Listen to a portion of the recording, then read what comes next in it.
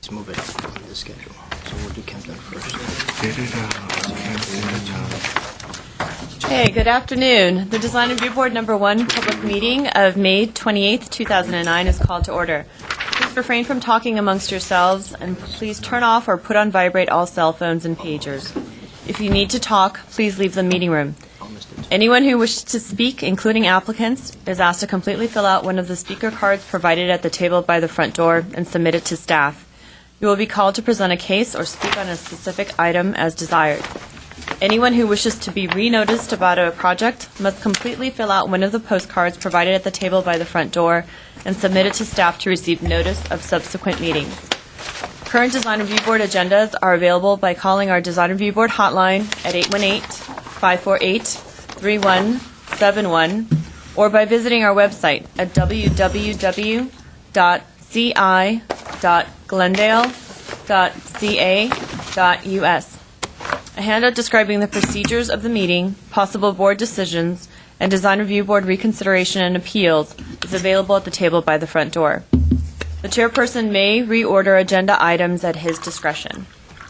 Roll call. Board Member Aliano, not here yet. Board Member Ellis. Present. Board Member Insua is not here yet. Board Member Simonian. Present. And Board Member Yu. Here. Report regarding posting of the agenda. The agenda for this meeting was posted on the bulletin board outside City Hall at or before 5 p.m. on May 21st, 2009. Oral communications. Do you have any oral communications cards? I do not. Chairman Yu? No? None on oral communications, which brings us to the review calendar. First item under the review calendar is staff announcements. And let the record show that Board Member Aliana has joined us. We do have one staff announcement, and that will be presented by Ms. Jaleh Kiazad regarding the Bel Air project. Good afternoon, Mr. Chairman, members of the board. Oh, and One Board second. Member Insua has joined us as well. So, Wow, sorry. do.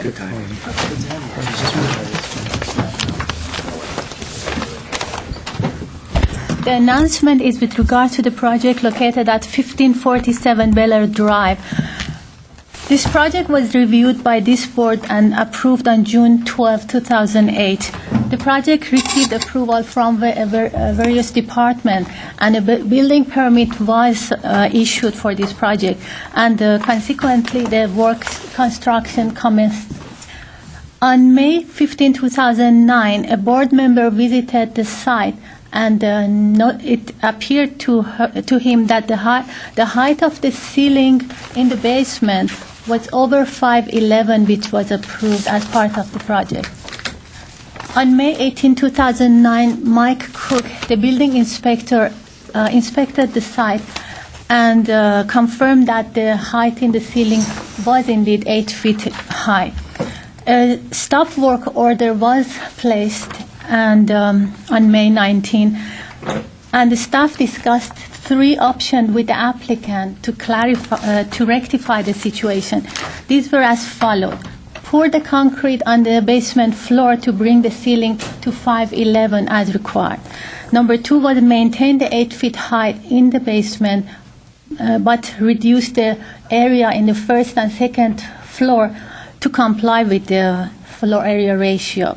And the third option was to apply for a variance to allow to keep the FAR exceeding the limit which was allowed by the code.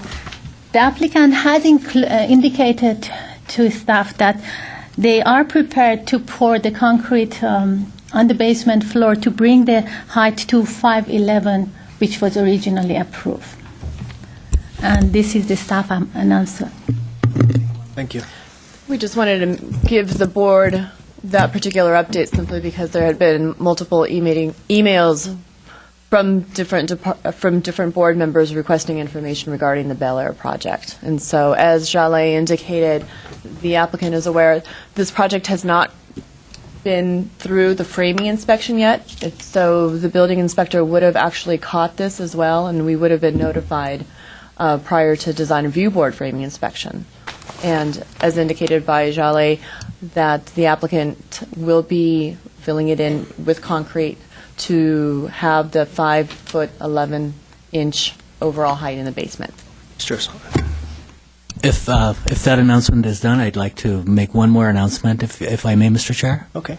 Sure. And that is that on June 25th, we're going to have a study session with this board on the design review process after a year of having been through the new process.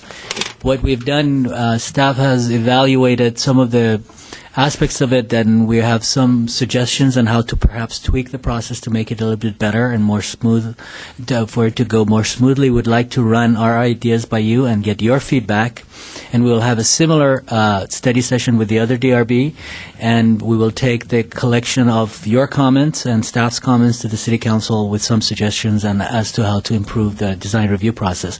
So if for any reason any member of this board cannot be here on June 25th, please let us know. We will reschedule to a day that all 5 of you could be here. It's very important that we hear all 5 of you. Thank you. I know I cannot be there.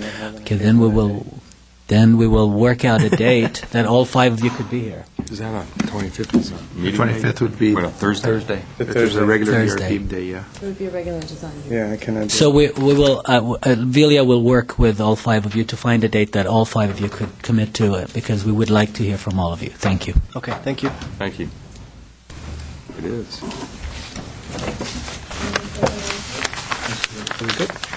Are there any other further questions from the board regarding these particular announcements? I think we're good. Okay. With that said, that will take us directly to the design review board cases for this evening. Case number 1-PDR 2009-033A for 420 Nesmith Road. This is the second item on tonight's agenda. That is being continued, and that is not being continued to a date certain, so subsequent notices will be sent out to all the property owners within 500 feet when it has been rescheduled. And the last case on tonight's agenda, case number 1-PDR 2008-055A for 268 West Kenneth Road, is being continued, and this is being continued for 2 weeks. It has been rescheduled to June the 11th. So no subsequent notice will be sent out, since it is being continued to a date certain. That said, we have 2 items remaining on tonight's agenda. Yes, Board Member Simonian? Mr. Chair, there is a good chance that I will not be here on June the 11th, and so I just wanted to put that out there. And so if there's any others that can't make it that evening as well, we'll try to let staff know, so there'll be a quorum that I night. for sure will not be here June 11th, for sure. That's 2, I may okay. not be here either.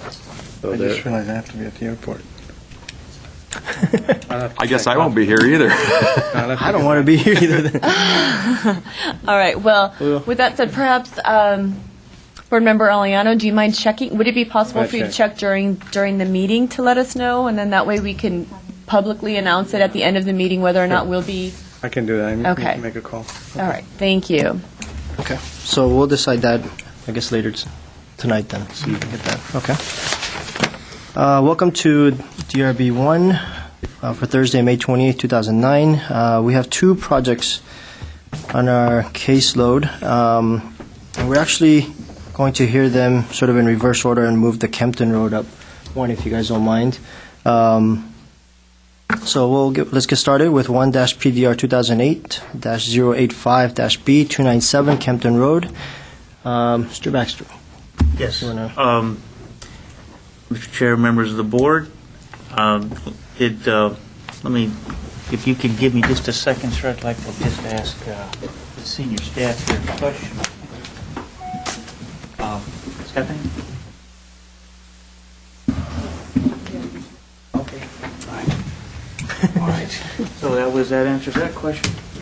So, Mr. Chairman of the board, right behind us here we have, and I guess, well, my fault, I didn't put, these 2 panels right here are the ones that were seen before. So your left is old, and this is your new, and then we have some additional information here.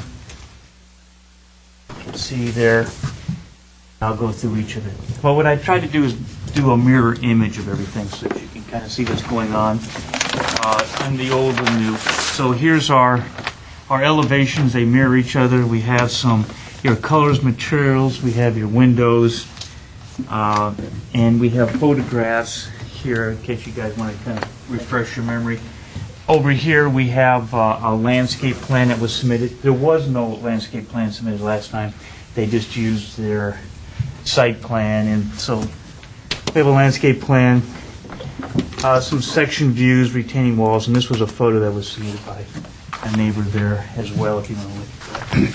Anyway, so our project. Last time it was heard, it was February 5th of this year. There were 3 members present, and it was voted 3-0 to return for redesign. And to the consent calendar, but I inadvertently didn't write that down, so it wasn't advertised as such. I'm sure the applicant's going to mention that to you, just to let you. So, what was the conditions that the board had for return for redesign? It was actually a long list of them. And so what I'd like to do is jump into those conditions because the staff report is pretty much very similar to the last time. With probably a major change, and I'd like to just point out here, and you can see a little bit on floor plans and elevations. This is the north and our south elevation. This end of the house, here, and here, and yes, we are. Yes, I'm sorry. This side of the south, the right? Yes. Okay, I'm sorry. This side here and that side there, and here. Just compare it. Let's see. Compare it here and compare it there. Those are the changes, and you can see it on your roof plan. Your sort of your roof and second floor plan, and your roof plan here and down here. And I'll get to that in a second. Those are going to be, what I want to do is highlight those areas. There's a couple of other changes, but those are the big ones. So our first condition was the additional landscaping to be added to a bare spot in a triangular area next to the driveway. Well, what the board members were looking at the time was right here, staff had noted that this little spot was just bare. There wasn't anything there. It's quite simple, and so the applicant added some planting here, as I noted in the staff report here, so that they at least have technically met the requirement that the board had. Then, next condition is submit details on retaining walls. Footings need to be a type, a pier type, and deep enough so mature planting can grow. And so they've submitted showing that they're going to have retaining walls more of a pier type, or a type in which you can put planting here, and they're showing that here on their landscape plan, some of the planting that they're going to be doing here and here. Also, we have submit details of the plan showing the relationship of the windows and doors to walls. And so we have here this is a section view there. In fact, I probably have a bunch of those. And then here's the types of windows. There'll probably be another follow-up condition. You know, somebody has some extra ones of those. That way you guys can all look at them. So here's a couple more. This shows kind of the relationships of doors and walls here. Pass those around. Windows. Comment here for windows shall be aluminum clad. Wood windows and garage doors shall be aluminum with the paint finish to match windows. So we have this information here listed on their co-material board. All that's there. Noted in the staff report. To submit cut sheets for windows. You're looking at those. They're passing those around. Number 6 is one that we carried forth, or that the applicant showed, but we're carrying it forth to today's condition 2, is building height survey shall be required prior to completion of the framing stage to verify the top of the house will be 3 to 5 feet lower than the neighbor's pad as portrayed in these plans. One of the reasons is the applicant had shown in the previous plan, this was the A submittal, and they showed that it's going to be lower. Here's the top of the house, and then here is they're calling that the floor of the house.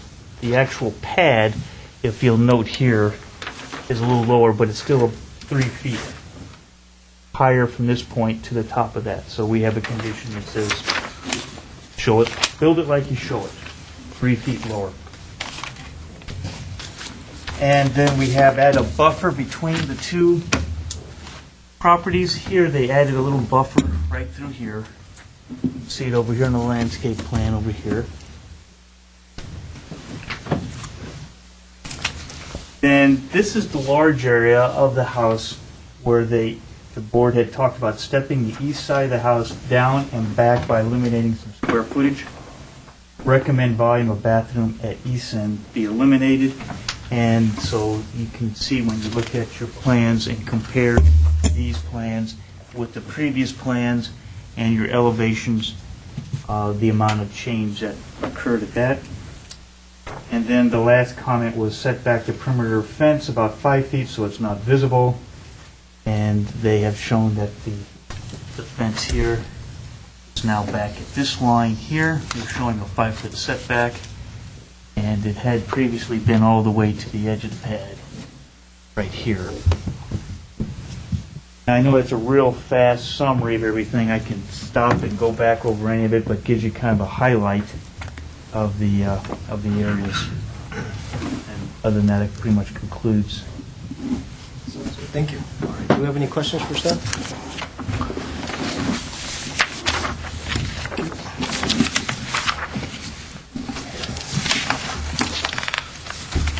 We have some cards here.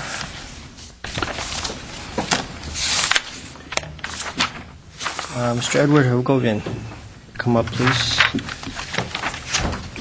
And state your name and address for the record, please. Good evening, Mr. Chair and board members. My name is Edward Hagobian. I'm the architect and designer of this project. My address is 220 South Kenwood Street, Suite 210, Glendale 91205. I think Chris Baxter has already covered the main topics of these changes, and there's not much for me to say. Few things like I have to show that with this pointer there, that what you see there, if you compare this to the plan of location of these two houses, this house is not in the back of this house, it's a kind of the side of the house, and by eliminating that room there, that you can see it now here. If I'm Yes, you're right. so I think, yeah, it's here and here. We have opened up more view for the neighbor. Hopefully, she will be happy with that. And for the height, my observation is telling me that we are at least 3 foot lower than their floor. And as Chris Baxter last time was explaining, the major view of that house is not in this direction, it's in this direction. So, but this is something that I will try, I will make sure. Apparently recently the neighbor has agreed that our surveyor can go in their lot and do the survey of the elevation of their floor, so we can make sure that at least 3 foot we are lower than their roof. So we are not blocking their view.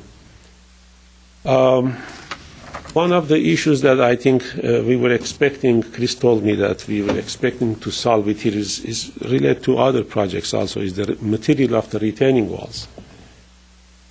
Should be there. Yeah. Retaining walls look to me, and some of the board members previously, they have mentioned that to me, that looks more industrial or modern. Since this house is a ranch and modular, I think split face concrete block hopefully should be appropriate for this project.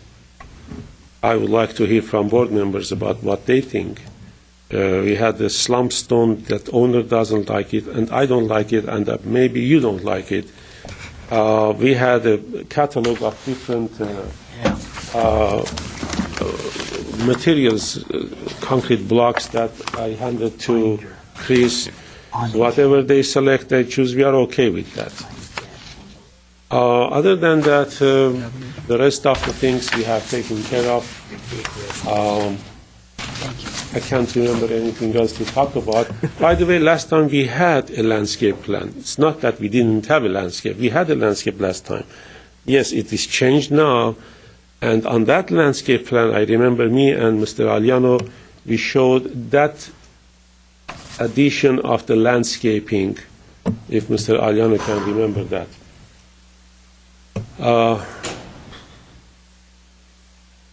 That's all I can say. Windows. Windows. Windows are clad, wood inside, aluminum outside. The color is what you see in that sample there. All of those windows are recessed.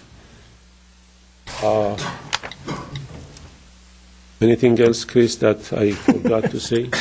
No, I think those are usually the big issues. The window, retaining walls. You mentioned. Okay, you got the retaining walls. I think you got most everything. Okay. Do we have any questions? For I got actually a couple of quick questions. On the retaining wall, there's option 1, slump stone. Is that staff's suggestion, or is that Yes. that's your suggestion? That Okay, I was was our wondering. I was trying to get at a question on that. Yes. As I'm looking, what's the most exposed amount of wall? It looks like on the cross section only maybe 3 foot. Does that seem about right, or do you have? No, we have, may I show you? Please. Here next to this stairs that goes up, we have done the maximum possible closer to the house so that we can have that landscaping in between Right. the walkway and driveway.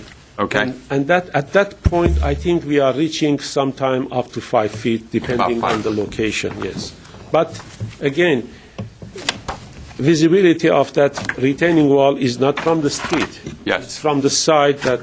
Sure, up to the driveway. And it's a planting area below it. Yes. You're looking at, right. Yeah, landscaping will be cascading down to those retaining walls. The railing on the fences, and I noticed it runs along the driveway between the neighbors. Okay. Powder coated, or are you looking to do is that a painted railing? How will that be finished? The fence railings? You said power coated? Are they? Is the intention to powder coat them, or would that be just a painted? This is a problem with claims. What's the finish on the fences? The fences will be painted, and the color will be natural colors like matching to In the brown palette? maybe greenish or brown green color, so that it blends with the landscaping as it's not sticking out from distance. You cannot see them. It's metal fencing that's painted. Yeah, Right. we have landscaping also in front of it. Even the landscaping will help to cover Right. that. Doesn't want to go with the split face, but he wants these. Oh, there's the colors. Staff wants these. Thank you. He's saying that Any there's other no questions? texture there. Physical. Okay. Any more questions? You pulled your new driveway here, right? Because the other one was too steep, correct? This new driveway is the one that meets code. This is, the reason that we have a new driveway, not Because the using other the one is old too steep. driveway.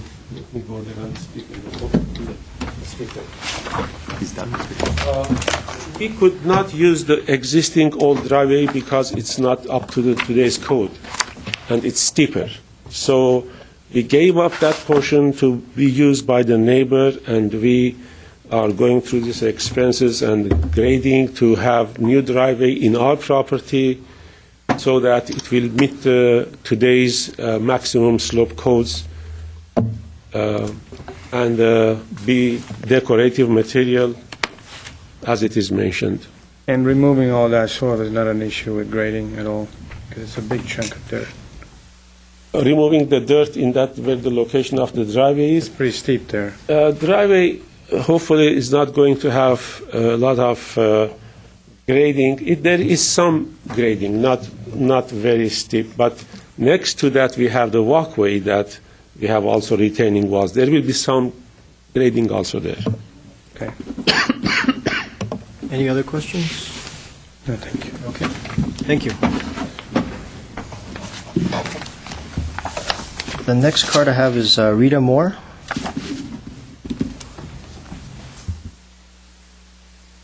Again, if you could just state your name and address for the record. Good evening. My name is Rita Moore. I live at 289 Kempton Road on the pad just above 297 Kempton Road. I'm still against the granting of the permit to build a proposed massive 5,191 square foot house, double the size of the other houses in the area. I have studied the redesigned house plans. It appears to be somewhat modified in scale, but I feel that the 5,191 square feet, two-story house is still too massive and is not compatible with the style and design of the neighborhood homes. All the houses in the area average less than 2,500 square feet. My house is 1,721 square feet. And all the houses on Kempton are low in profile, so they do not obstruct anyone's view. The proposed house will obstruct my view, and my view is part of my joy in living here. Another concern that I have is regarding the driveway. I would like more details on the width and safety aspect.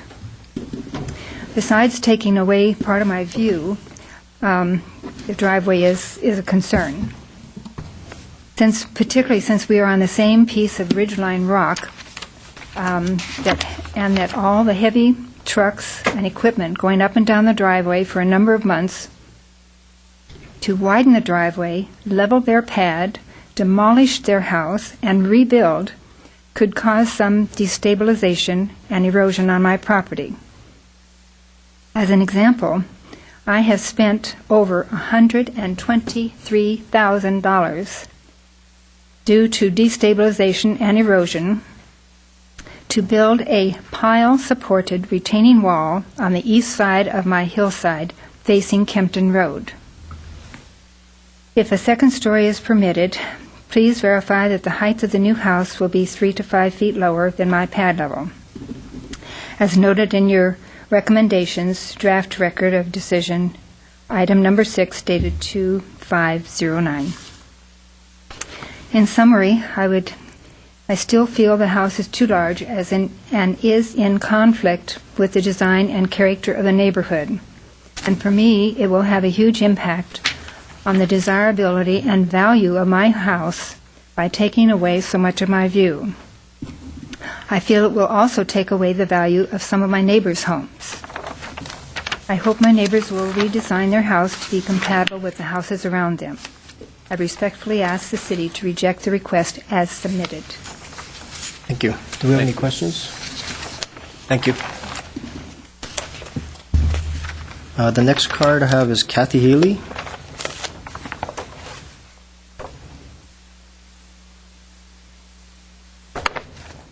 Name and address, please. Hi, good afternoon. I'm Kathy Healy. I live at 346 Viewcrest Road in Glendale.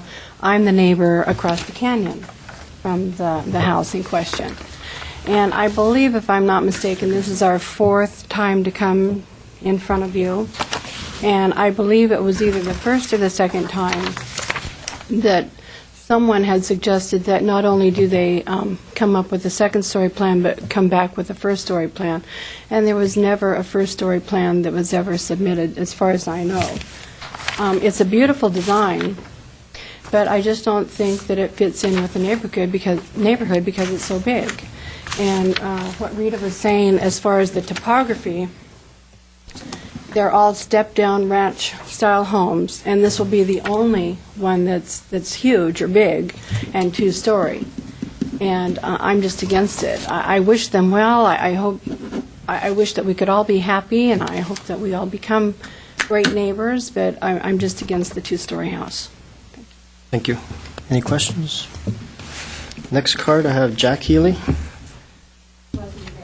Okay. Then we have George Garib. Name and address for the record, please. My name is George Grieve. I live on 1015 Branford Drive, 91207. I've been following this project for a long time, and I joined this committee for second time today. And I would like to express my opinion regarding this project. I myself admire Mr. Agopian. He's a very excellent architect. His work is excellent, and I think he presents a beautiful, very nice, compact design, and I think it's the best you could see. And I'm hoping for my next project, maybe, which I have done maybe 10, 12 of them so far, but next one, I definitely will see him again for the third time to doing the project for me. He did a couple of times in past for me. The property, its design meets all the requirement, I believe. You guys work so hard for it. He works very hard for it, and I would like to see this project will go through, and my vote is to go for it. Thank you. Thank you. I have a quick question. Have you appeared before Yes. on this project or on other projects? On this project. On this project, okay. Yes. Thank you. Thank you. Next card, I have Albert Agakani. Good evening, board members, staff, Mr. Chair. I was not really prepared to speak tonight. Name and address, please. Oh, I'm sorry. My name is Albert Agakani. I live at 297 Campton Road. We hope we did enough to comply with board's condition. As you may know, it's been getting very close to 2 years we started this project. We don't have the previous plan. We made so many changes as far as the architectural, as far as the design, as far as mass and scale, and especially the height. The story pole was a very good idea for us and for our neighbors. We put the story pole. I don't know, you may drive by around there. The story pole doesn't, it's not very visible. Actually, it's not visible from Campton Road. It shows that we are not obstructing our neighbor's view. We love this neighborhood. We want to stay in this neighborhood. We love our neighbors. Even though my neighbor Rita, she's against this property, this project, we say good morning, good afternoon every day. We are very good friends. So I'm seeking the approval, and hopefully you like the revision this time. Thank you very much. Thank you. Any questions for him? The last card we have is Judith Agakani. Good evening, board members. My name is Judith Agakani. I live at 297 Kempton Road. I'll make it quick. I just hope you like the new plans. And we've also eliminated one bedroom, so that means one more child for us. We were planning 4, now it'll be 3. But I hope you like the house the way it is, and we're seeking your approval. And I have a letter which we got today supporting the project from one of our neighbors. Okay, if I may? Give it to Mr. Thank you. Thank you. I have no more cards. Is there anyone else here to speak on the project? Did you want to come up and say something? Thank you. I have to give my name again. Sorry. Edward Hagobian, 220 South Youngwood Street, Suite 210, Glendale 91205. I understand that we will never be able to satisfy the neighbor 100%. What we have done is have stayed 3 foot at least lower than their floor. And I promise this, and I will be careful in the process to make sure that we are at least 3 foot lower, if not more. So the view will not be obstructed. As Chris last time said, even that view is not in that direction anyway. Erosion control, this stabilization, maybe I don't need to talk about that. You know that this is an engineering issue. It will be taken care of through a very intensive plan check with the different departments of the city, and that is not an issue here.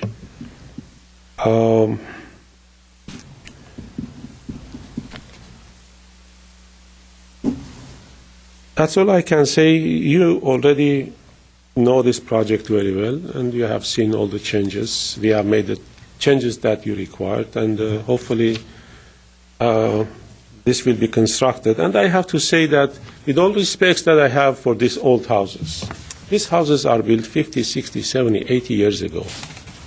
Size-wise, maybe the architecture. The change is good. We have to change like the whole world is changing. And we cannot design and build something that is similar to a house that was built 60, 70 years ago. There has to be a difference between these two houses. Thank you. Thank you. We'll close it and we'll discuss. Mr. Aliano, if you could get us started, please. Sure, thank you. Yes, I appreciate the comments from the neighbors and the architect. I'm really, I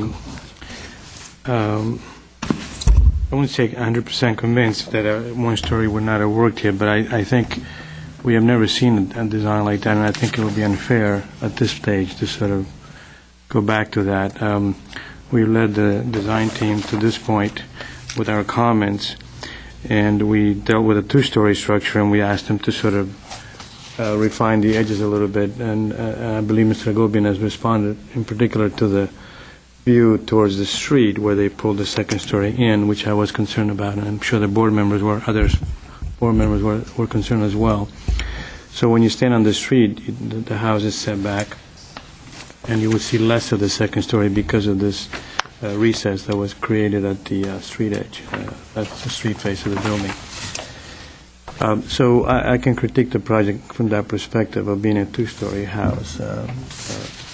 In terms of entitlement and code requirements, they are allowed to have a two-story house. The question is, how do you build it so that it's not imposing to the neighbors?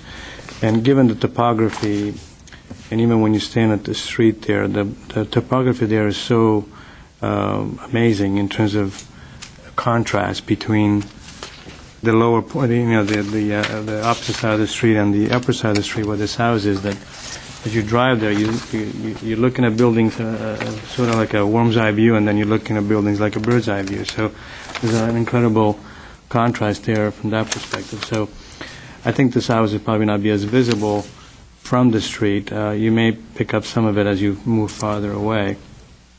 But again, I think the way they've dealt with the edges, I think that impact will be minimized. And as far as the property on 289, the architect and even the requirements that were given the last time, which will become, I'm assuming, part of this review, is that there'll be a survey done before the framing is finished to ensure that the 3 to 5 feet is achieved. The difference in elevation from the platform of the neighbor or the pad of the neighbor to the house. So if that's achievable, which I believe it would, I don't think Mr. Agobian would say that if he wasn't able to achieve it. Then there's no issue with the neighbor on 289 because the views will be completely over the house. The one thing that I would ask the architect and the owner is that depending on how the venting for the house occurs for bathrooms and things like that at least you put the vents in a localized area on the roof so that when people are looking from 289 down to the house, they're not seeing a bunch of roof vents. Those usually can stack them or create some kind of a feature that's attractive. Being that you have a sloped roof, I think that helps, be able to cover and be able to have basically what I would call the fifth elevation, which is from the top down. So I'm happy with the way the architect responded to our questions, our concerns, in particular to the setbacks that you have done on the edges. And as far as the style of the house, I think it's a fairly neutral design. I mean, in terms of style, it's not trying to be Mediterranean. It's not trying to be too modern. It's just sort of in the middle and modest. I don't think it's not a flamboyant type of design that I think will stand out and be flashy. So I'd like to hear what the board has to say, but at this point I'm prepared to support the project. Thank you. Mr. Insua, if you could come next. Sure. Can you guys help me, Chris? I looked at the minutes, I went online, and have we seen this house prior to February 5th? Yes. Yeah. How many times before? Once, sir. Do we have the minutes of those meetings? Yes. Now, this is the This is the plans that were submitted at that time. And do we have the minutes of that meeting? Not with me, sir. I have the conditions. Okay, could you get the, that would be Sir, I good. have those right here. Of that, the meeting previous to February. That is correct, sir. I have those right here. Okay. He's got it. You got them? Yeah. Okay. Okay. Thank you, Chris. Yes, sir. Thank you. Does anybody else want to look at these? I think we're okay.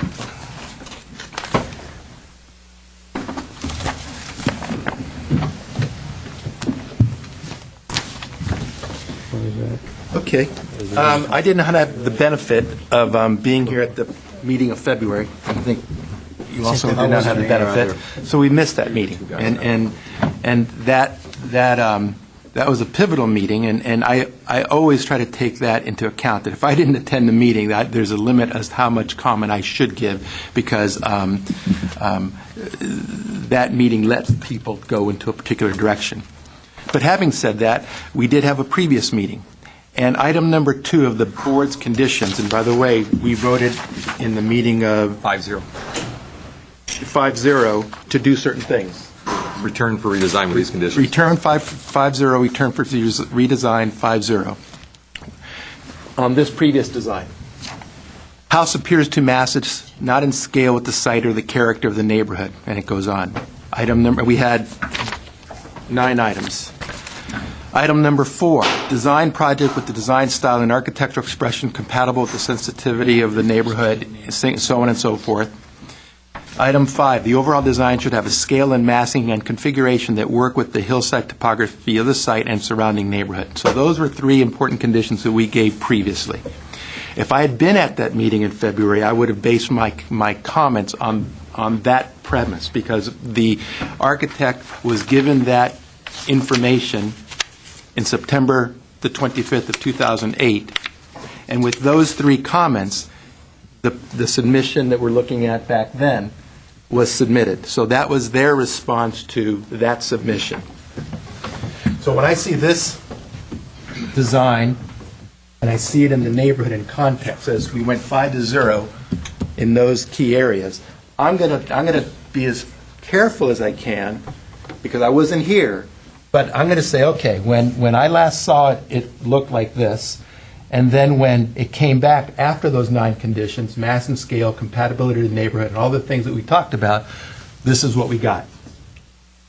I do not believe that for me, when we went 5-0 and did those 3 points, that from this to this met, I believe, what we indicated with respect to size, mass and scale, bulk, and compatibility to the neighborhood.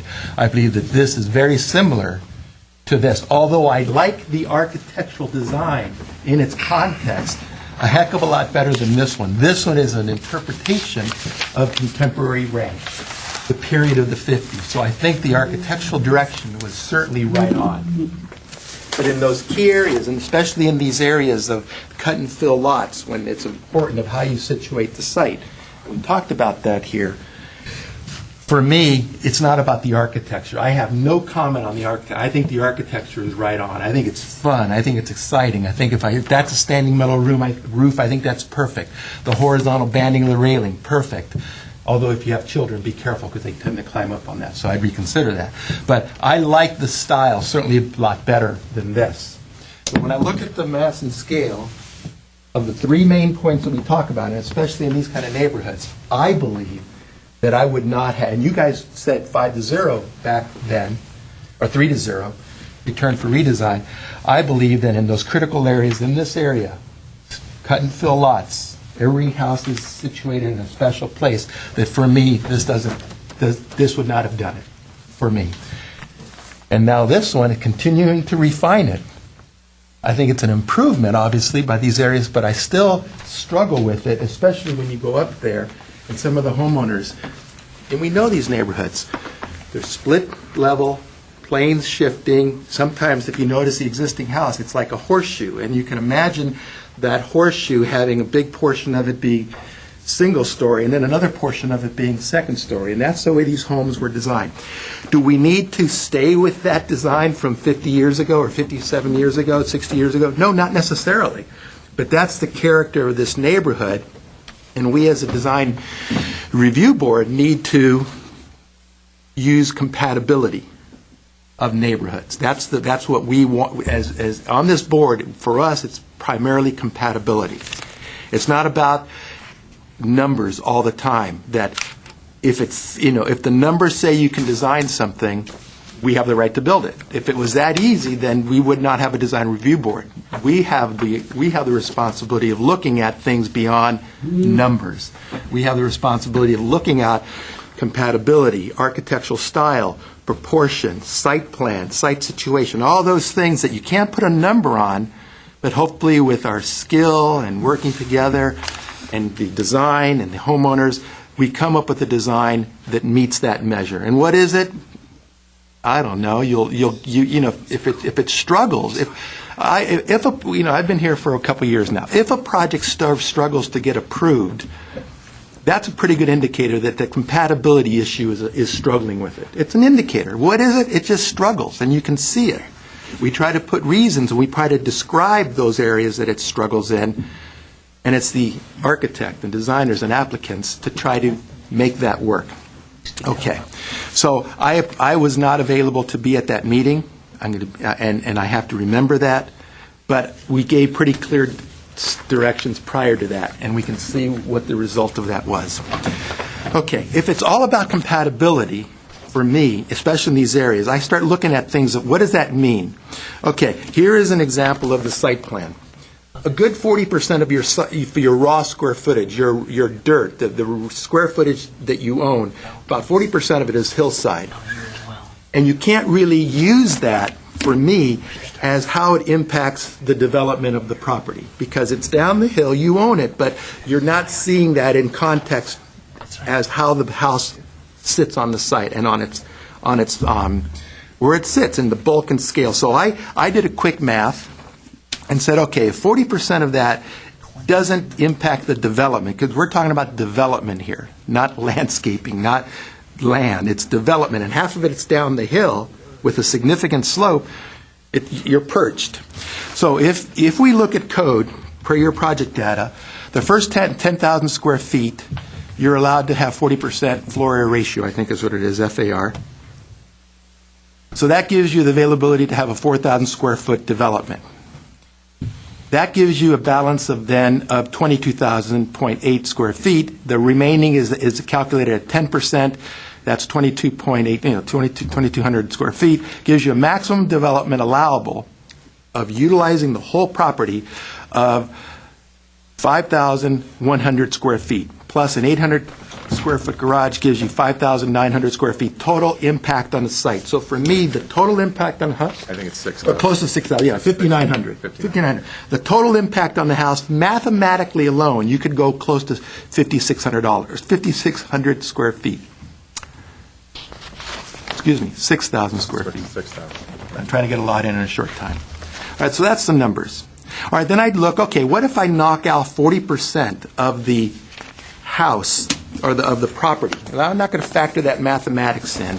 And that brings me to, you then have a building site of about 20,000 square feet. You use the same calculation, 40% over at the first 10,000 square feet gives you the allowable building first 44,000 square feet, which leaves you then 10,000 square feet approximately, times 10% gives you another 1,000 square feet, gives you a maximum buildable on the property if we take the property that is not really impacting the built project, and gives you a plus or minus maximum impact or buildability on the site of 5,000 square feet. That's that compatibility. What does it look like? What does it feel like in that location? Okay, so I'm thinking, okay, a house that mathematically would work better would be somewhere around 5,000 square feet, including garage. Then I factor in the existing design, which are basically split-level, low-profile, stepping down. Then I add the average square footage of the other homes are 2,500 square feet. The existing footprint was designed as a cut-and-fill slope, as all those homes here. And those are a lot of the things that I start thinking that as a design review board member, not an engineer, but as an architect looking at compatibility and design, I start thinking that this house may struggle with being where it's situated. I then look at what I see here, and the architecture is terrific. I love the architecture. But for me, the points that I made back in September appears too massive, not in scale with the character of the neighborhood and the site. Design of the house is good. Overall design, mass scale configuration doesn't work. I still think that this design, although I like the architecture, I love the architecture, but when I look at it in context and compatibility, which is what we do as DRB members, this house is way too big still. Thank you. Mr. Ellis, would you like to go next? Actually, I'd like to defer maybe Mr. Simonian, who wasn't here last time, to hear your comments. And I'm not trying to dodge it. I just thought because you guys were not here, it might be worthwhile to hear. If that's okay with you? Does that work for you? That works. Okay. Get that out of the way because. Well, thank you.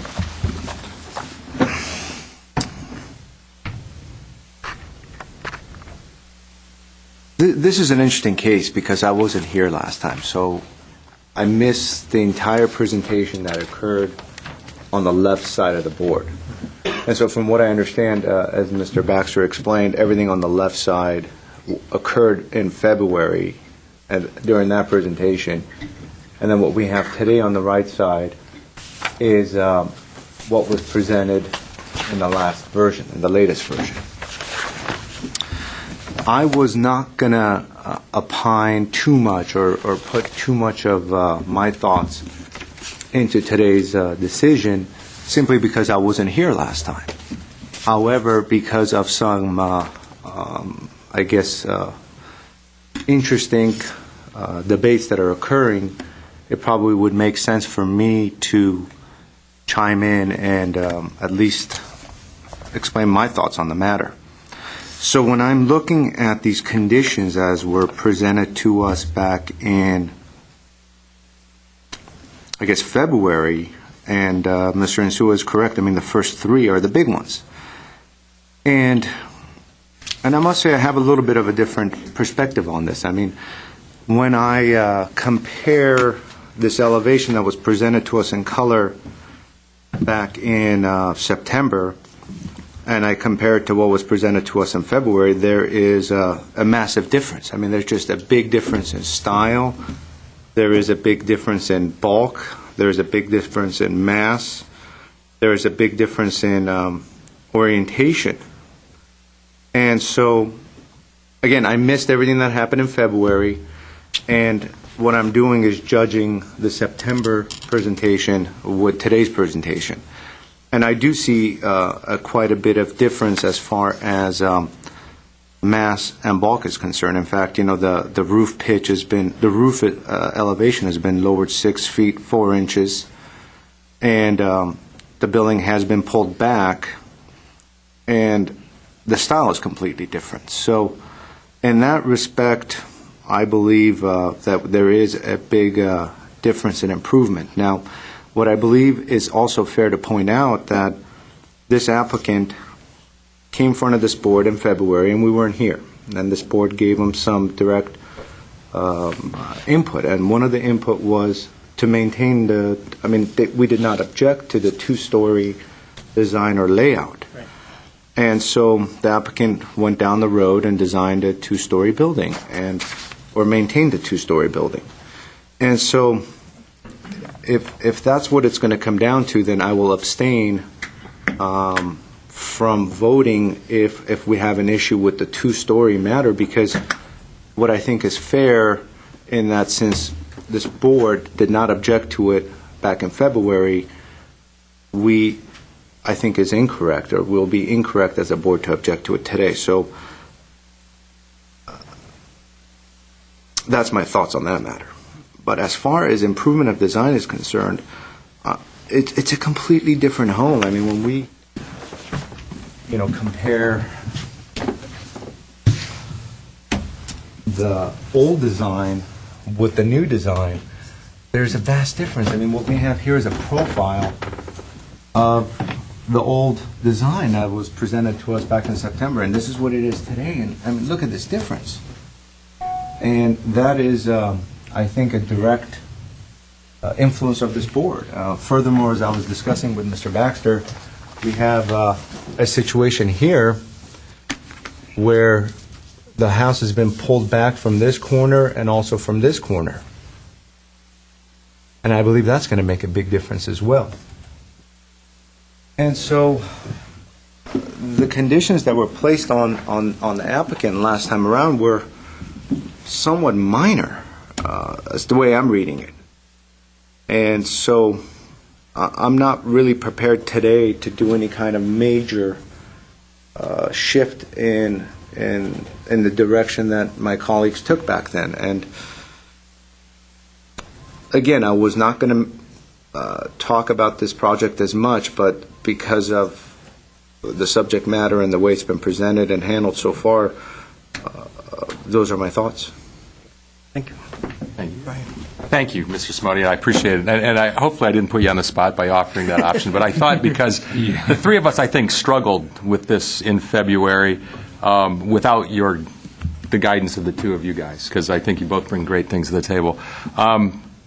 I think our board made the mistake in September when we said come back with a one-story design or a lower profile two-story. I mean, I've struggled with it. I think you're absolutely right with the issue that they either work, or if you got to struggle to come up with something, there's a problem with the project.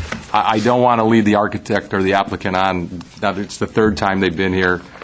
They have kind of walked down with that big exception of, what would a one-story house look like on this site? Because the neighborhood, yes, change is inevitable. The only constant in life is change, but change isn't always good. There are some great people. We've, as a board, have seen projects that have come in and mimic the style of the Craftsman home, which is a turn-of-the-century style. They do a great job. They're great houses. They're great for this century. So I kind of discount you, Mr. Hagopian, that change is the only thing that can happen here. I think you can take those older houses and do something with them. Now, maybe the applicant, that's not what they want, and I have struggled with it, and I wanted to hear what you guys had to say. I think they have, I guess my couple of comments would be, one, I would agree with you on the railing and the fence. If you have children, you don't want horizontal bars. I've been there, done that. I can guarantee you children will climb on those.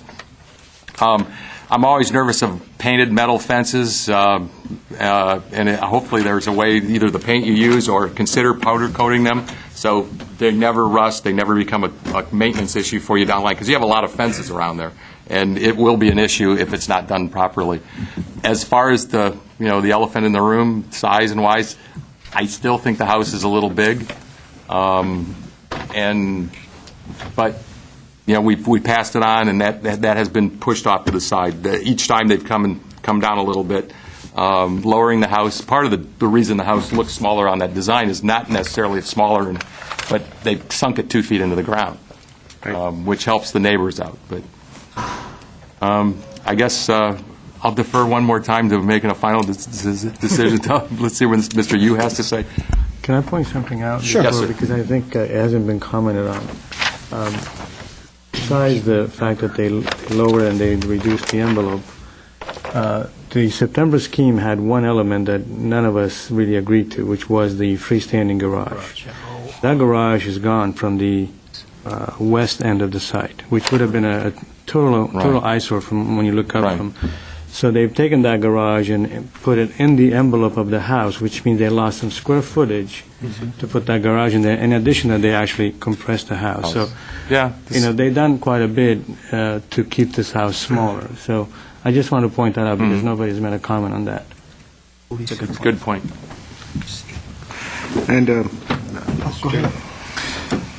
And my recollection of the September hearing, and I got to go back and really review, I guess, the tapes, because I have not had an opportunity to do so, and I didn't think it would be necessary to do so as well. I just didn't get that feeling that we had absolutely asked for a one-story home. It's the first condition that we listed there. It is, but I mean, we do have the encouragement was a one-story home. I think we didn't say a one-story home. We said a one-story home or a lower profile. And last time I checked, or. Yes, sir. Or is very, very distinct meaning, as in go this way or that way, and it said or one that is lower in height and reduces the second floor roof and wall massing in order to be compatible with the surrounding neighborhood. Now, they've lowered it, and in fact, what they have is a 3 to 12 pitch roof now, and they have a ceiling height that's been lowered from 9 feet to less than 9 feet per floor, and 2 feet has been sunk. So, and that's my basis really for it. I think once we make a decision, especially in these tough economic times, and we give somebody some direction, whether it's an owner, whether it's an architect, whether it's a developer, whatever it is, we're giving that person direction, and that's time and money that's spent overall the process time. So that person goes out and hires an architect, pays the civil engineers, pays everybody. A lot of money goes out to get to this stage, and they come back. I don't discount what you're saying, and I think that's maybe our mistake was at that time, and that's water under the bridge. But I think hopefully in the future, I'll fight a little harder for that. I guess, you know. But I think it's good that we're having this discussion because, you call it a mistake, which it could have been a mistake, but it could also be a situation where we say we want to be fair to the applicant, and if he can pull off a 2-story scheme, by all means come back with a 2-story scheme, and that's I think was the premise. We're not here to design it for them. Right. We want to give them latitude. Yeah, so that's what that's about. I mean, perhaps in February we should have said, you know what, you try a 2-story scheme a second time, it doesn't work, go back and do a 1-story. Right. That maybe would have been the pivotal meeting to do that. So, lesson learned. And exactly.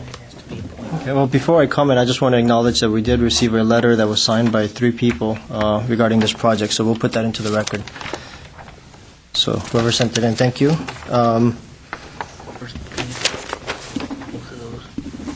I think that it's a good discussion. And it kind of deals with this particular project in itself, and it also kind of talks about how as projects come through, different people are here and they're not here, and so those are the things that we have to deal with. It's real life, and this is how we deal with it.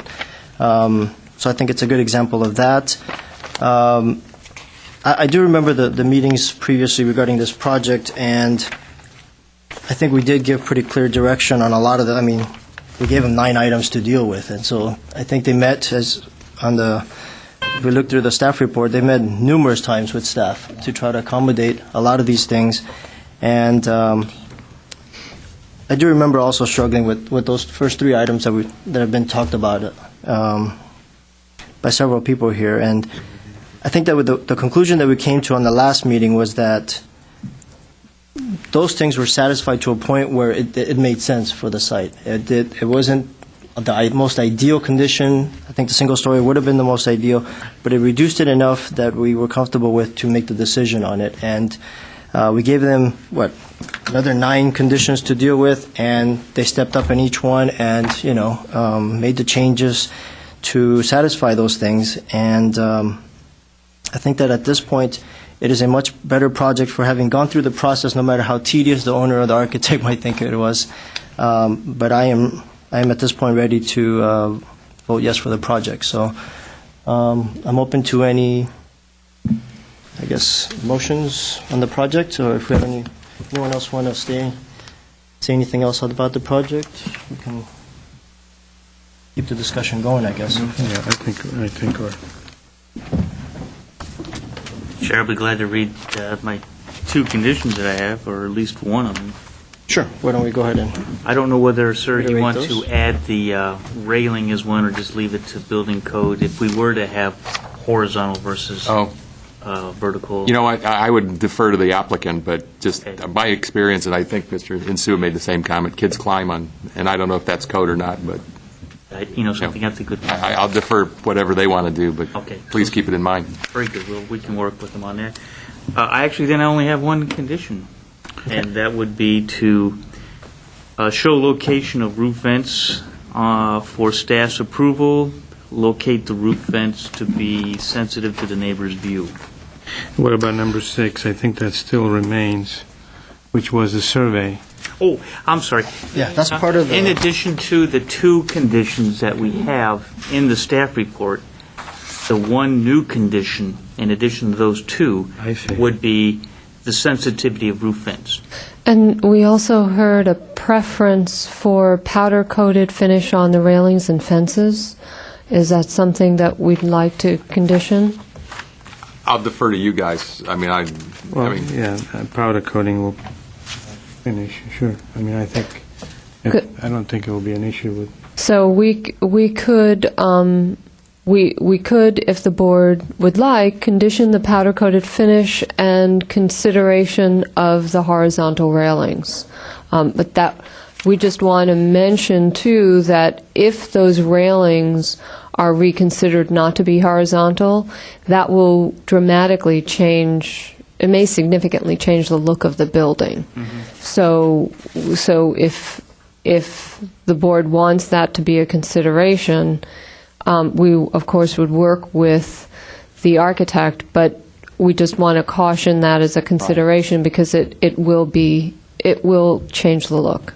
Often what people do is for the, like, not unlike a pool, you know, I have this little child and I put up, you can put plexiglass against their temporarily plexiglass for the first few years, and then when they get to be 9, when they can survive a fall like that, then, Okay, yeah. Okay, so there's not a suggestion that they would go with, say, for instance, vertical pickets, which would really change the look. That's a big concern in commercial apartments and stuff like that, where the homeowners doesn't have a lot of latitude to Right. change the design, but in this case, since they own the house, they can certainly put plexiglass, clear, whatever, for the first 5, 6, 7 years, and then they can remove it, and then you got the beautiful railing. And some municipalities do prohibit the horizontal railings, but Glendale does not, to my knowledge.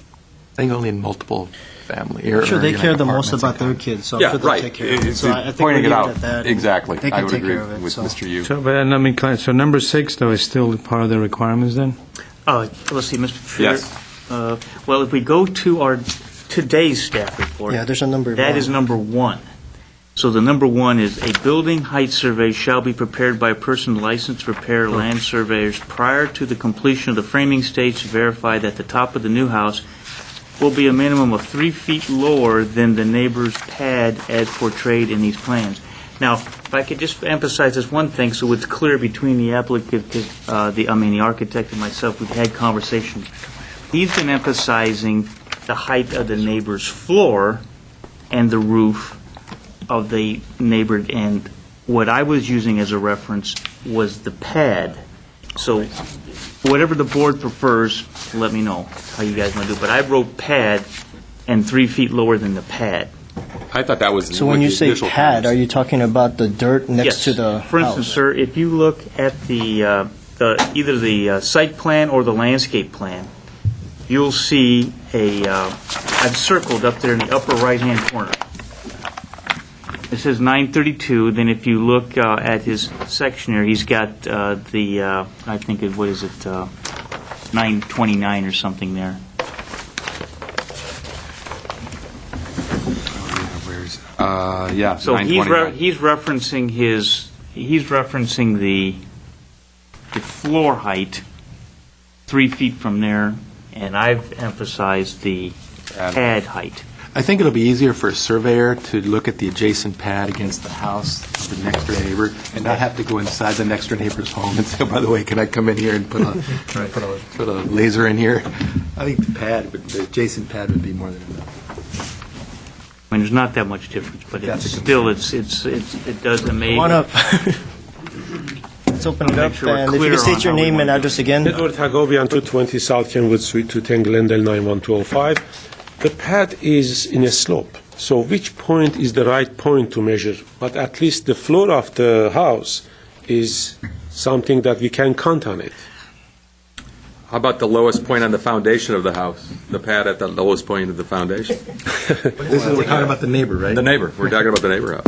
If we are talking about visibility, the foundation has nothing to do with the visibility. So they are standing in their, I mean, at most they are sitting in their room. Still, they will be. I would like to give the neighbor the best possible view off their property, with the least intrusion into it. So if that's from the ground, as opposed to the 3 feet or 2 feet or wherever their floor level is, I would vote for the ground. Well, but the pad is going to. But that's going to change, though, yeah. Well, that's why, pick a spot on the pad at the foundation, at some point. But we don't have a problem with it on new plans, picking that number, so. And Mr. Chair, if I may mention, I have a reference that I have up there that a person could stand with their survey equipment and use as a reference point. My reference point I've circled up there. That's at the corner of the house, the applicant, the neighbor actually doesn't look out that window, but one to the top of the page, actually. She's on the other side. But that is a good reference point. That's the point that if you stand there, you're looking right over the top of the house. Right here? Yeah, you'll see, well, there and the other one, they're both the same number. That's where the 932 is. Now, whether in reality it's 932, I mean, this is a topo map that they got from the city, I'm sure. There may be some references, so I wanted to just say, 3 feet from that point. We'll just use that as a reference point. I've actually stood on that point with the neighbor, and we've looked at the house back when we installed the story poles to see make sure, everything was going to be okay. And so it gives a reference, and we could say that corner of the house, we'll stand there, use that as a reference, and just go from there, 3 feet lower than that point. I'm okay with that. It's just that I want to give it a cap, too. I don't want that corner to end up being 5 feet lower than their floor line and then Exactly. from there. So Well, I can say when I stood there, the floor above that pad is very limited. It's not much higher than your desktop and the top of that rail right here. Right. It's just boom. Now, around the other sides of the house, it may drop a little bit. Right. But at that point, there's and a I'm not very saying that close. this could happen, but I mean, I know. that part can change. I mean, someone can go up there and dig up 2 feet and say that's the land. Well, I've been there. So I'll be glad to go up during this period of time because I've been there. Okay. I'm not interested in penalizing the applicant or undermining the neighbor. I know what's going on, and I don't see that from the neighbor. I mean, I believe both parties really want to work together on this because I've talked to both of them, and I think they both have a sincere heart. Okay, then we'll keep the wording of 3 to 5 feet from that point that you're referring to on the. Now, I on the don't level. have 3 to 5 in the actual condition. I just have 3 feet. Minimum of 3. Right. That's fine. That's okay. Okay, that way it gives them the benefit of the doubt, No, that's, showing it on the that's plan. I just felt that way it gives everybody at least 3 feet, and so that if there is another foot higher, as you step up into her house, and we're okay. Right. Okay. But at least we understood that reasonable. there's no confusion there. And the applicant, I've spoke with her before the hearing, and she said, yes, people can come to my property. If I need to, I'll go up there and I'll say, right here, this is where we show it. Let's do our benchmark from there and go from there. Okay. I think they will work fine on it. Sounds good. The block walls, were there any materials in the block Yeah, wall? do you guys have any preference on the block? I don't remember Talking the issue. grain spouts? What was the issue? Well, I think the. Now, I do have the color versions right there. Right. I'll be glad to open that up for you. And Mr. It's basically Goldman, very kind option to 1, which work is the slump stone, which is what staff. the staff is recommending, and we have the option 2, which is the burnished CMU block that the architect is asking if they can use.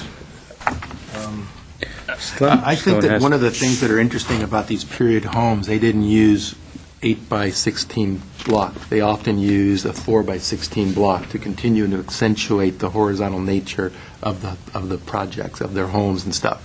I think that a split-faced or maybe a pattern face, horizontal pattern face, but with a 4 by 16 block would be good because it's flatter. And then you see it continues to accentuate the horizontal band nature of it. I think would be a good way to go. Smaller block and split face or maybe scored block, horizontal scored block. Those are good fun blocks out there that you see all the time. Okay. But Slump stone is slightly rough. It's not or split face or whatever. I think what they call slump stone is In a slightly smaller scale. No, the finish. It's not like a precision block. It's a little bit more bumpy, right? The slump stone has a texture to it. Yeah, but it's not a split face. Yeah, I agree with the 4-inch. I think that would be great. I'm sorry, and the scored you were saying is an option? Excuse me? Okay, I'm sorry.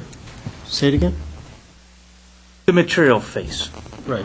Do we have made any decisions? Oh, I thought or- you were saying something Well, I about was trying to repeat what I heard the word scored, and I was trying to see, I thought Mr. Winslow mentioned that.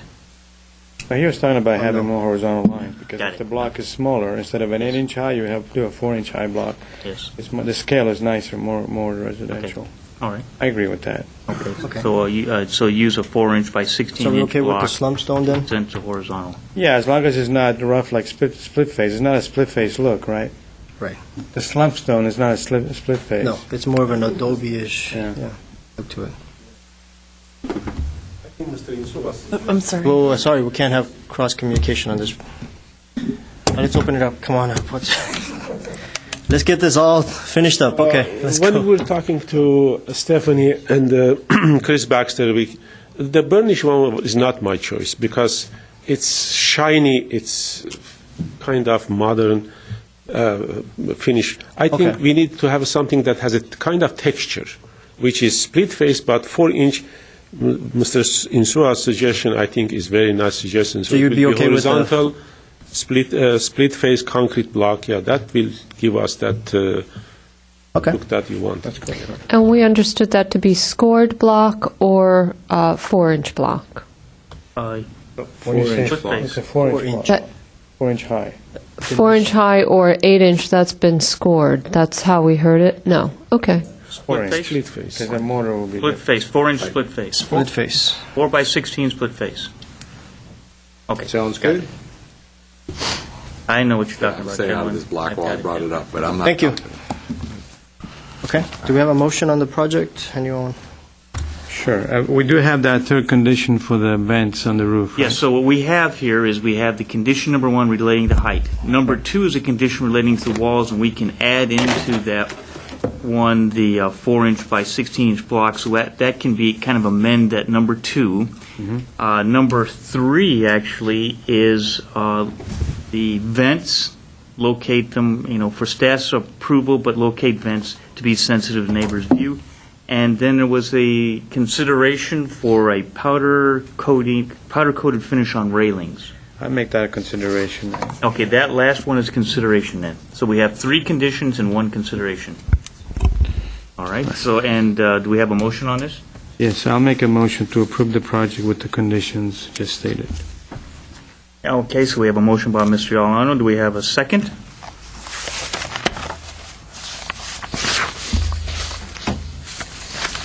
I wasn't here.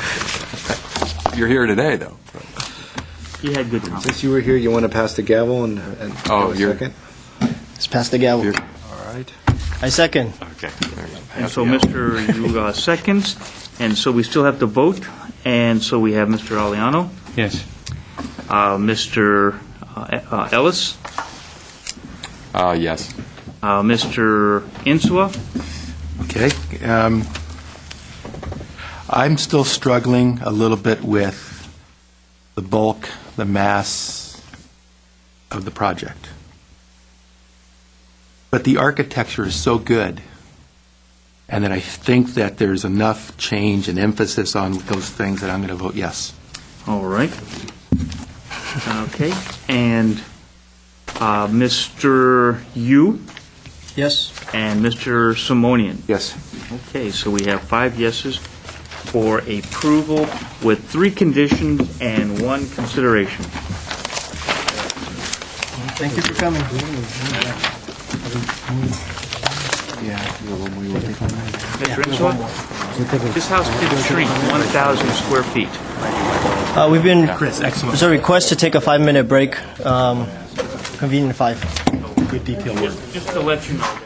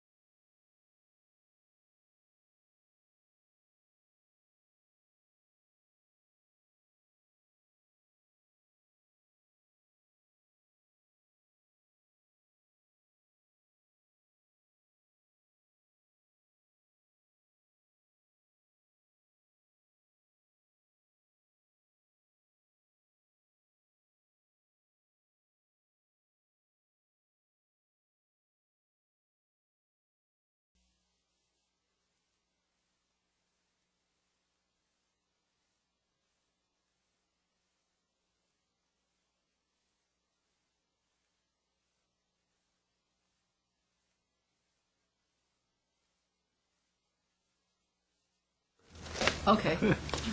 Welcome back. And we'll move to our next case. 1-PDR 2009-027-A, 1181 Spacer Avenue. And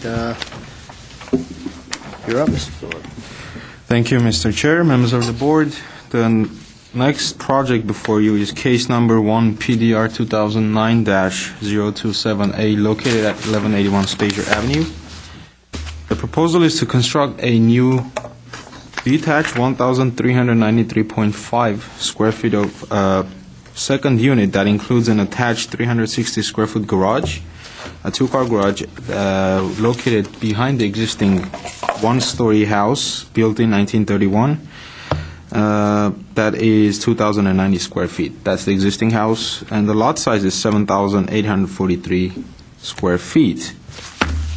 The single-family house, as I mentioned, was built in 1931. The subject lot is located in the corner of Spacer Avenue and Glenwood Drive. There's also an alley at the back, which provides an access point to the back of the lot. There are no oak trees, bay, or sycamore trees on or within 20 feet of the site.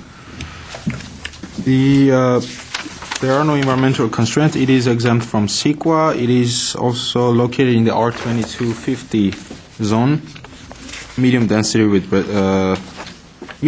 residential zone. Excuse me. I will just quickly go over the staff analysis. I'll also give you some more information on the project and quickly go over the staff analysis. Well, the proposal is a Spanish-style two-story house to match the existing Spanish-style one-story house on the lot. The proposed materials are smooth stucco, but I think the applicant has made adjustments to that. I think it's called medium dash, which is not as smooth stucco. It's shown on the sample board. S-type roof tiles. That is typical of Spanish-style houses. Painted metal railing, white metal garage door, and fiberglass windows with external buttons that would be painted to match the existing house color as far as windows go. Staff recommends an approval of the project with two recommended conditions. One is to provide an additional horizontal break, such as a step back or a cantilever on the east elevation, to further reduce the apparent size and to better correspond with the rest of the building design. That would be the elevation facing the existing house. And I think that's southwest elevation, by the way. And the second recommended condition is to provide wood corbels under second floor cantilevers as well as on the east elevation if the applicant chooses to introduce a cantilever instead of a step back. Staff analysis are as follows. The proposed site plan for the duplex is consistent with the surrounding neighborhood and appears appropriate for the site. The proposed second unit is well situated to work with the existing conditions of the site and take advantage of the alley at the back for vehicular access for that second unit. Moreover, the location of the common outdoor space seems to be practical and usable by both units, and it is pretty much the only space that was available for this particular design. The proposed two-story second unit appears to be sufficiently set back at the street side and at the rear. The additional articulation, such as balcony that wraps around, step backs and cantilevers at the second floor, and a pop-out entrance with a lower roof ridge line, has enhanced the look of the building in terms of its mass and scale. There are architectural details and articulations on all elevation with the exception of east elevation. Therefore, staff recommends, as mentioned, the additional horizontal break on that elevation. The overall size, height, mass, and scale are appropriate to the site, and the project fits well within the neighborhood. And lastly, the proposed design is comprised of good quality materials, colors, and details, which appears to provide consistency with the existing building. However, staff recommends the condition to use corbels on second floor cantilevers, and also, if the applicant chooses to cantilever the east elevation, to also introduce corbels on that elevation as well. That concludes my brief presentation. If you have more questions, I am available. The applicant is also in the audience if you have questions for him. Do we have any questions for staff?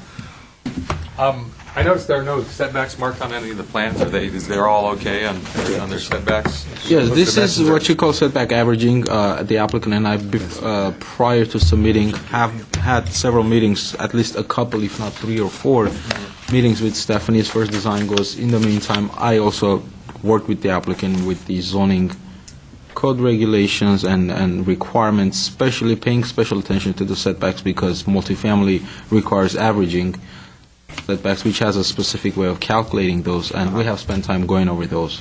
And so it falls in. It's okay. Yes. There are some gates. I know this may come up. There are some fences around the property. I have done some research, found permits for fences. One is called, it was actually issued in July of 2002. It's called dog ear wooden fence. I found permit for that. I found a plan for that as well that shows where the fence is supposed to be. However, these are things that will eventually come up. I have brought this to the applicant's attention that if there are any fences that are closer than the setback requirements, they will have to be addressed eventually. And he said that those are set back at the required setback regulation at the time when it was approved, which is... That's on the existing property? Yes. Not on the new construction? Are there are existing fences, basically, that are there already. Right. And they're not proposing any new fence, I think. No, they're not. I'm getting a nod from the applicant that they're not. Okay. So the existing fences that I see on the property when I went by there now are remaining? Are remaining. They're going to cut a gate for the driveway and a gate for the front walkway? Yes. And that's what you said, that's the permit that you have Yes, currently? I have It doesn't look like a dog-eared fence, as I remember looking at it.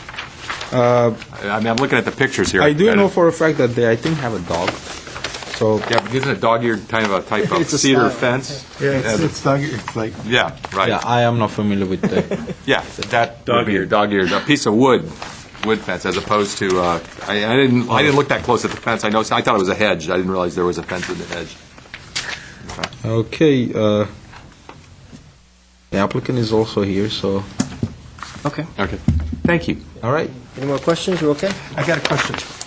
When we look at the alley driveway, do we have enough space here for code to back out a car? Is that allowable? Do we know what from the property Yes, line? it is actually something that we also have been working on with the applicant because this is the turnaround, the backup space, and also the turning radius is 25 feet. And that's why the garage was, instead of 5 feet, where it could have been 5 feet from the property line, they had to set it back 10 feet. Okay, so what does code require from here to here? 10 feet would be sufficient enough. So what does code require, 10 feet? Because it's an alley, 5 feet would have been okay. That's right. So because But the it's code an alley- requires 10 for the So backup. 5 space. minimum. 5 minimum. Because it's an alley. Yes. If it was a street, it would have been, for the driveway purposes, it would have been different. Yeah, but because it is an alley, it's not a 5 front feet. street, 5 feet, If it but was they have to street- be at 10 for the turning radius purposes. Got it. Clear. Okay, good. We got it? No more? Okay, let's go to the cards. We have 2. The first one would be Eris and... Can't read you writing. Antonian. Artunian. Artonian. Artunian? Is it T-U-N? Okay. Yes. Your name and your address for the record, please. My name is Aris Artunian. I reside at 4235 Ramsdale Avenue, La Crescenta, California, 91214. Basically, Gaylord commissioned everything. We went back and forth with staff about 4 or 5 times, even though it's a relatively small project. From the beginning, we knew that the corner where the alley meets Glenwood Street would be the challenge of this project. We wanted to make sure that we design that corner out and really think about this because the project is primarily visible at that corner. Basically, the garage portion of the west facade is set back at 10 feet, as Georg already mentioned, and the front portion is set back at 5 feet, which tucks the garage facade in so that it's not a dominant feature from the corner. With the addition of the second-story cantilever on top of the garage portion of the facade is tucked in even more, which it makes it become less dominant even from the west elevation. The entry is from Glenwood, And the existing, or the new balcony does cantilever over the entry portion, as you can see in that rendering. That's about it, except for, let me comment on staff's recommendations. I'm not going to talk about the corbels, I'll leave that up to you, but as far as the east elevation goes, I know they commented that it had too much verticality. In your packages, on the last page, you will see an alternate view showing the house in its context, or showing the units in its context as to how the east elevation would be seen from the street. And also keep in mind that the existing garage tucks in the southern part of the east elevation behind it, so that it's not visible from anywhere except if you stand between the existing garage and the east elevation. The rear of the unit is not visible from anywhere except the next door property. The only portion of the unit that's visible and exposed is at that corner. So keep that in mind when you're looking at the east elevation. Consider the context of it. And I guess that's about it, if you have any questions. Thank you. Do we have any questions for the applicant? I actually have one which Mr. Aliano pointed out, and now that I'm looking at it a little closer.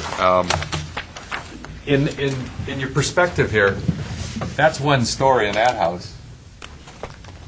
Yeah, it's not the same size. Is there a... I mean, I was looking at, here's one story back here. It's too small. Keep in mind that the view is a panoramic view, which does distort it a little bit. This is also yeah. It's a two-point perspective picture. So if you take that and carry it across. Keep in mind that the existing house does have a higher ceilings than the proposed, which is 8 feet. The existing is at 12, I believe. So it would be a little higher than the proposed unit. There's definitely a distortion. There is a distortion. The scale, there is, I'm sure, a discrepancy, but not much in terms of scale. Yeah, it's a little higher. Is the new structure on grade, or is it going to be over crawl space? It will be over crawl space. Only the garage portion will be a slab foundation. The rest of So it'll be a similar height. unit will be a raised footing. Okay. No, you can also see it by the door height, the entry door versus the next door neighbor's door. Yeah. I think, like Mr. Inser said, if you look at it perspective of it, all you got to do is take this eave and project it. When you project that eave, this eave here is actually going to be up here. Okay, do we have any other questions for the applicant? That was foot or so. It is. Okay. So that's the story, but Thank you. to get a sense. The second card that I have is Antoinette N. Royale.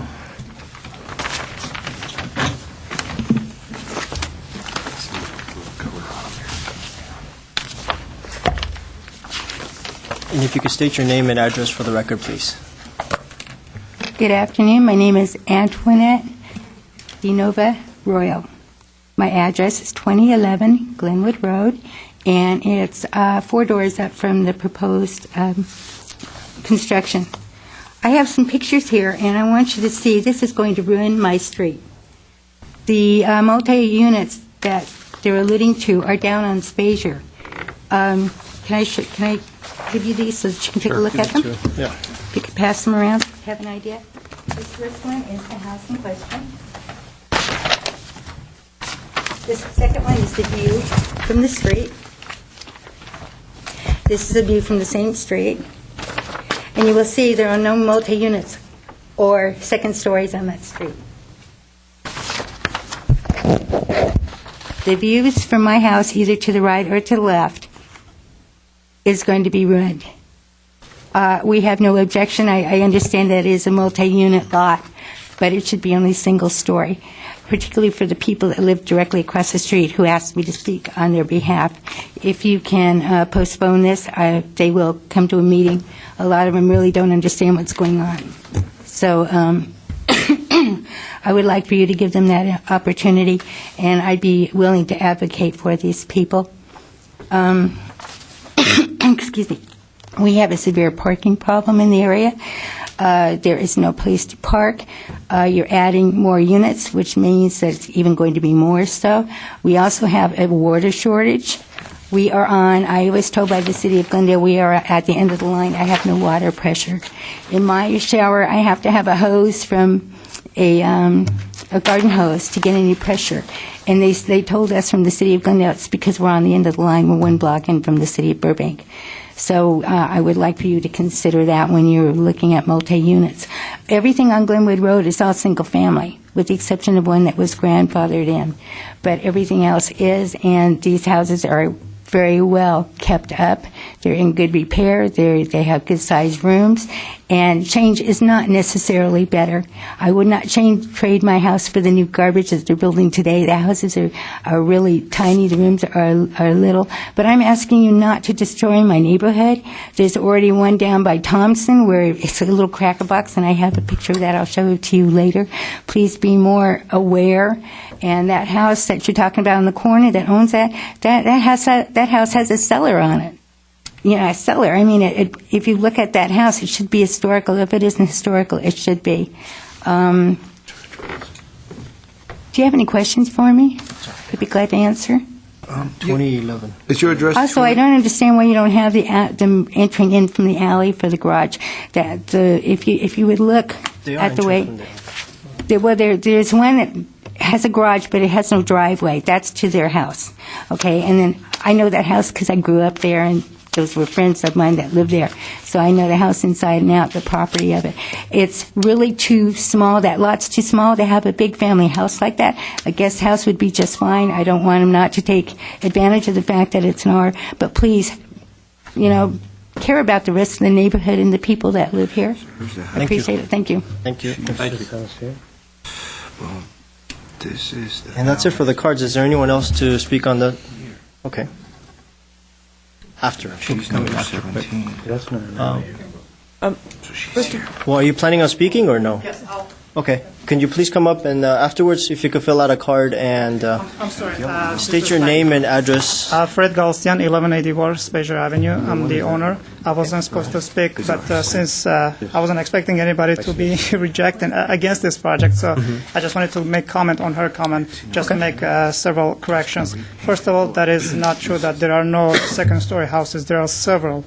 I don't remember, like one, there's white behind me. You can see the picture. Excuse me, we can't have cross communication. Okay, thank you. There's one you can see in the picture, right behind the house. That's a two-story building. That's number one. Number two, there's one a little bit further where she lives. That's a two. And there's another one, I think, a little even further on her side, exactly where she lives. I don't know exactly the address is, but you want him to point it out on if you want to Google it, I can show you right now where they are exactly. So that's a comment on the two-story houses. So there are several of them. Okay. And the other thing about the parking, this is a two-bedroom and it has its own two-car garage. So parking should not be an issue for this project. And three, about the water. I believe this is a design review process. Water is a whole different issue. Everybody has problem with water, and that could be her piping. I don't know, but has nothing to do with this project. And about the neighbors, I believe there was like a mail sent out to everybody 10 days before the project, and we had signed two signs, in fact, one in the front, one on the side. And my adjacent neighbors, I don't see anybody here, they don't have any objections. They personally got the information from me, what it's going to be like, and I explained them very friendly, like they don't have any problem. That's why nobody's here today. So please consider the fact that who's being affected, somebody who's adjacent to the house or somebody who lives like a few blocks away. That is very important. Thank you very much. Thank you. Question? This isn't design review question necessarily, but it's sort of like, for me, it's about the orientation, the livability, and so on. Who's going to live in this house? Well, I have parents and my wife have parents, so we're trying to, right now they're living with us and trying to kind of like help them out. And also, we're trying to build two separate units just in case in the future, I mean, when you sell the house and somebody who wants to buy it as an investment, it would be a good investment for them. For like potential renters and stuff, exactly. Income property. Okay, thank you. Thank you. Do we have any other questions? Yeah, one quick question. How long have you owned the property? Since 2001, I'm sorry. Did you pull the fence permit Yes, that he talked about? yes. The fence. And in fact, there's a fence right now on the alley, but that's going to go out. Right. Because once we start the construction, that's going to go out. So if oh, that's the okay. question, then that's No, I was just gonna- wondering because I didn't see I didn't remember a Yeah. dog-eared fence on it, a wood fence. I only Like there's the same kind of dog-ear fence on the alley side. That's the alley fence, Yeah, okay. But also that's going to go out because it's part of the project just to Right. tear that fence out. right. Okay. Thank you. Any questions? Thank you. I think we're good. Thank you. Thanks. If you could fill out a card, please, and then submit it. Thank you. That's it for the cards. Did you want to come up and go ahead? Come on. Minute rebuttal. 2 minutes. Keep it to the point. I just wanted to mention. Your name for the record, please. Aris Artunian, Thank you. 4235 Ramsdale Avenue, La Casena, California, 91214. I just want to mention a few points in terms of the design and the notion of the multi-unit property. This specific unit is not attached to the existing house. It's a separate unit. One could perceive it as to be a separate house. In fact, if they were looking at the corner, and they could take it as a separate entity. It doesn't necessarily tie in with the existing house and become bulky or anything of that sort. And I just want to mention some facts that the floor area ratio that we have on the site is 0.85, but what we're proposing is 0.66. It doesn't even come close to the amount of space that we can use on that site. Lot coverage is 50%. We're at 41%. So we're not even close to the lot coverage. In fact, we're providing about, I think, 3% more landscaping than what is required, 25%. We're providing 28.3% on this site. So we believe that it's not going to be a burden on the neighborhood in terms of size, scale, or any other kind of utilities that it might take up. Thank you. Actually, I have some questions for you.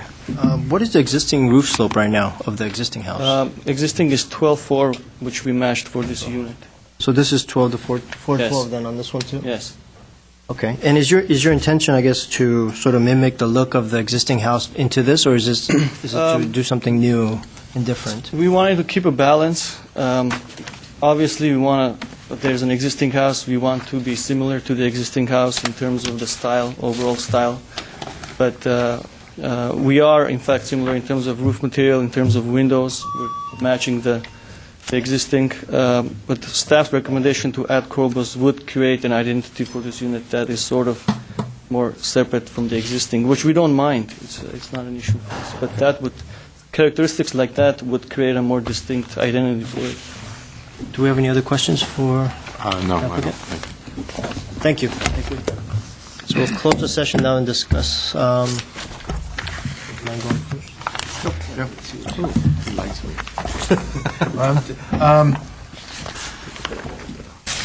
This is all about design review and the way that it's going to look.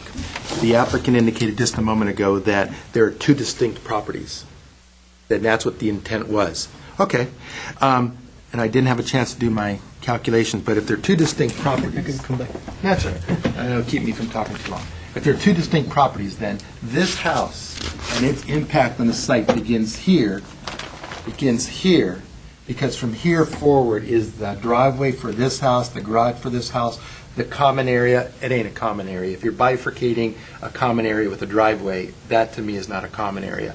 And then you have the single-family residence and so on. So this house and its footprint represents the distance between here and here is 1, 2, and 3.5. So 5.5 of the property is with this much, and then 1% of it, or 1 pi of that, is represented here.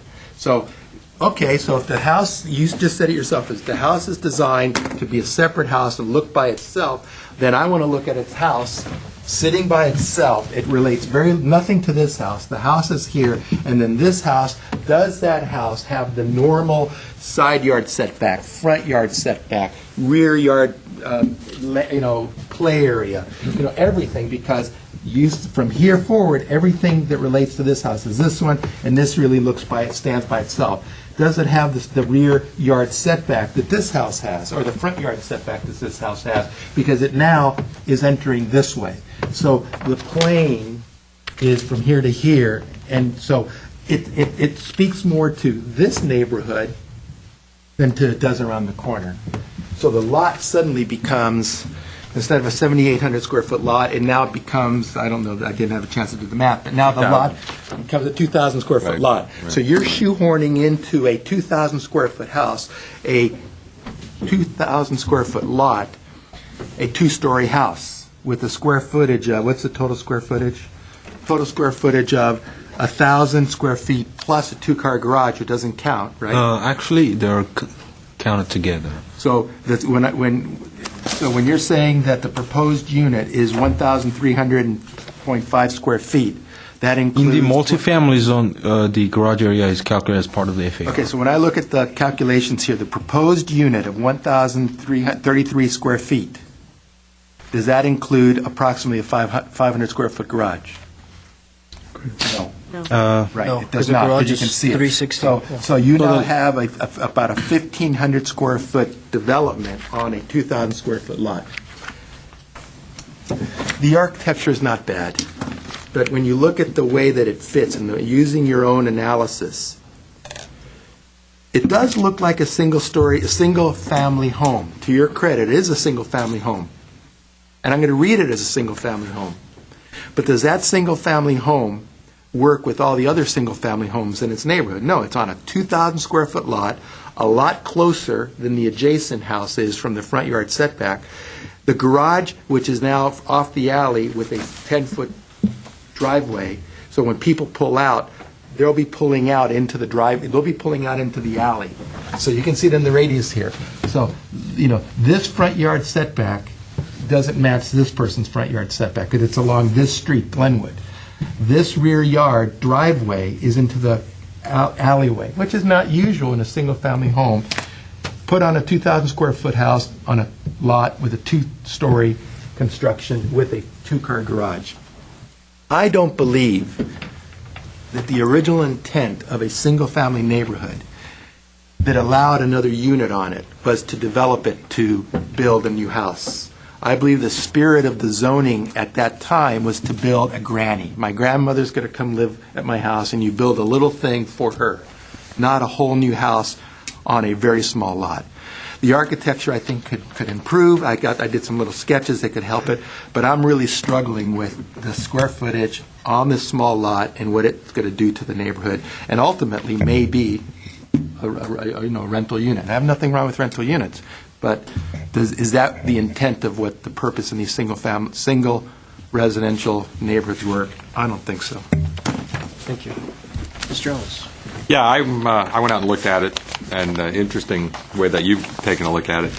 I was really underwhelmed just with the architecture, actually, just on a glance. I mean, it's not anywhere near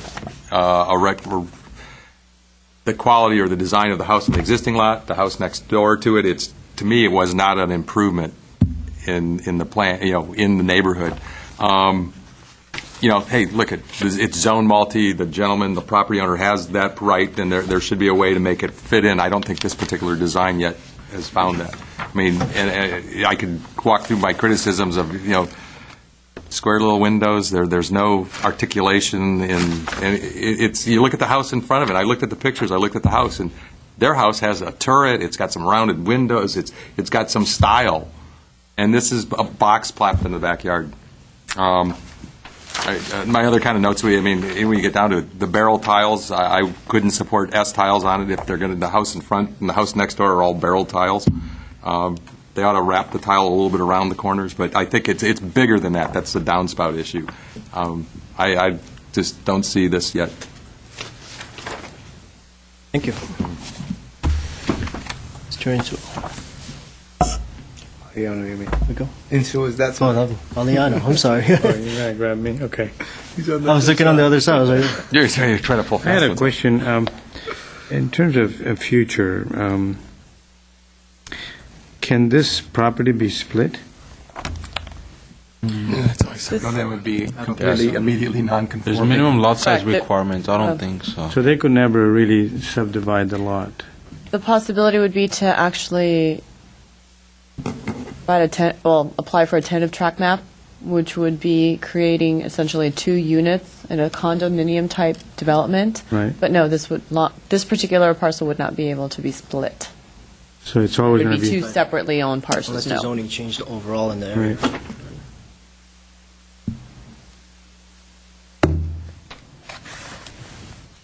Yeah. Well, to me, if I look at the design, I think the design needs a little more massaging.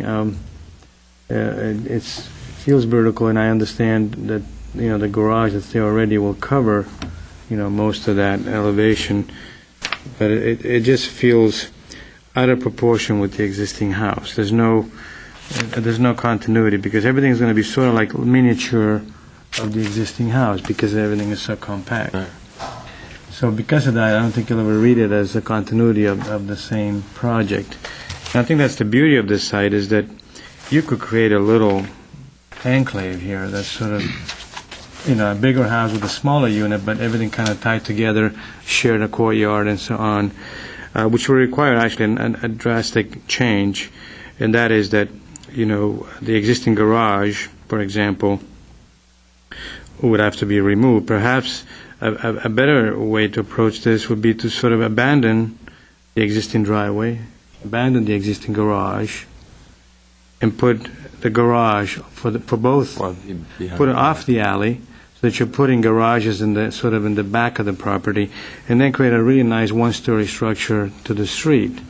May I Raising quickly your hand. interrupt? There might be some code issues involved with that, because the garage should have a direct access to the unit that it's serving.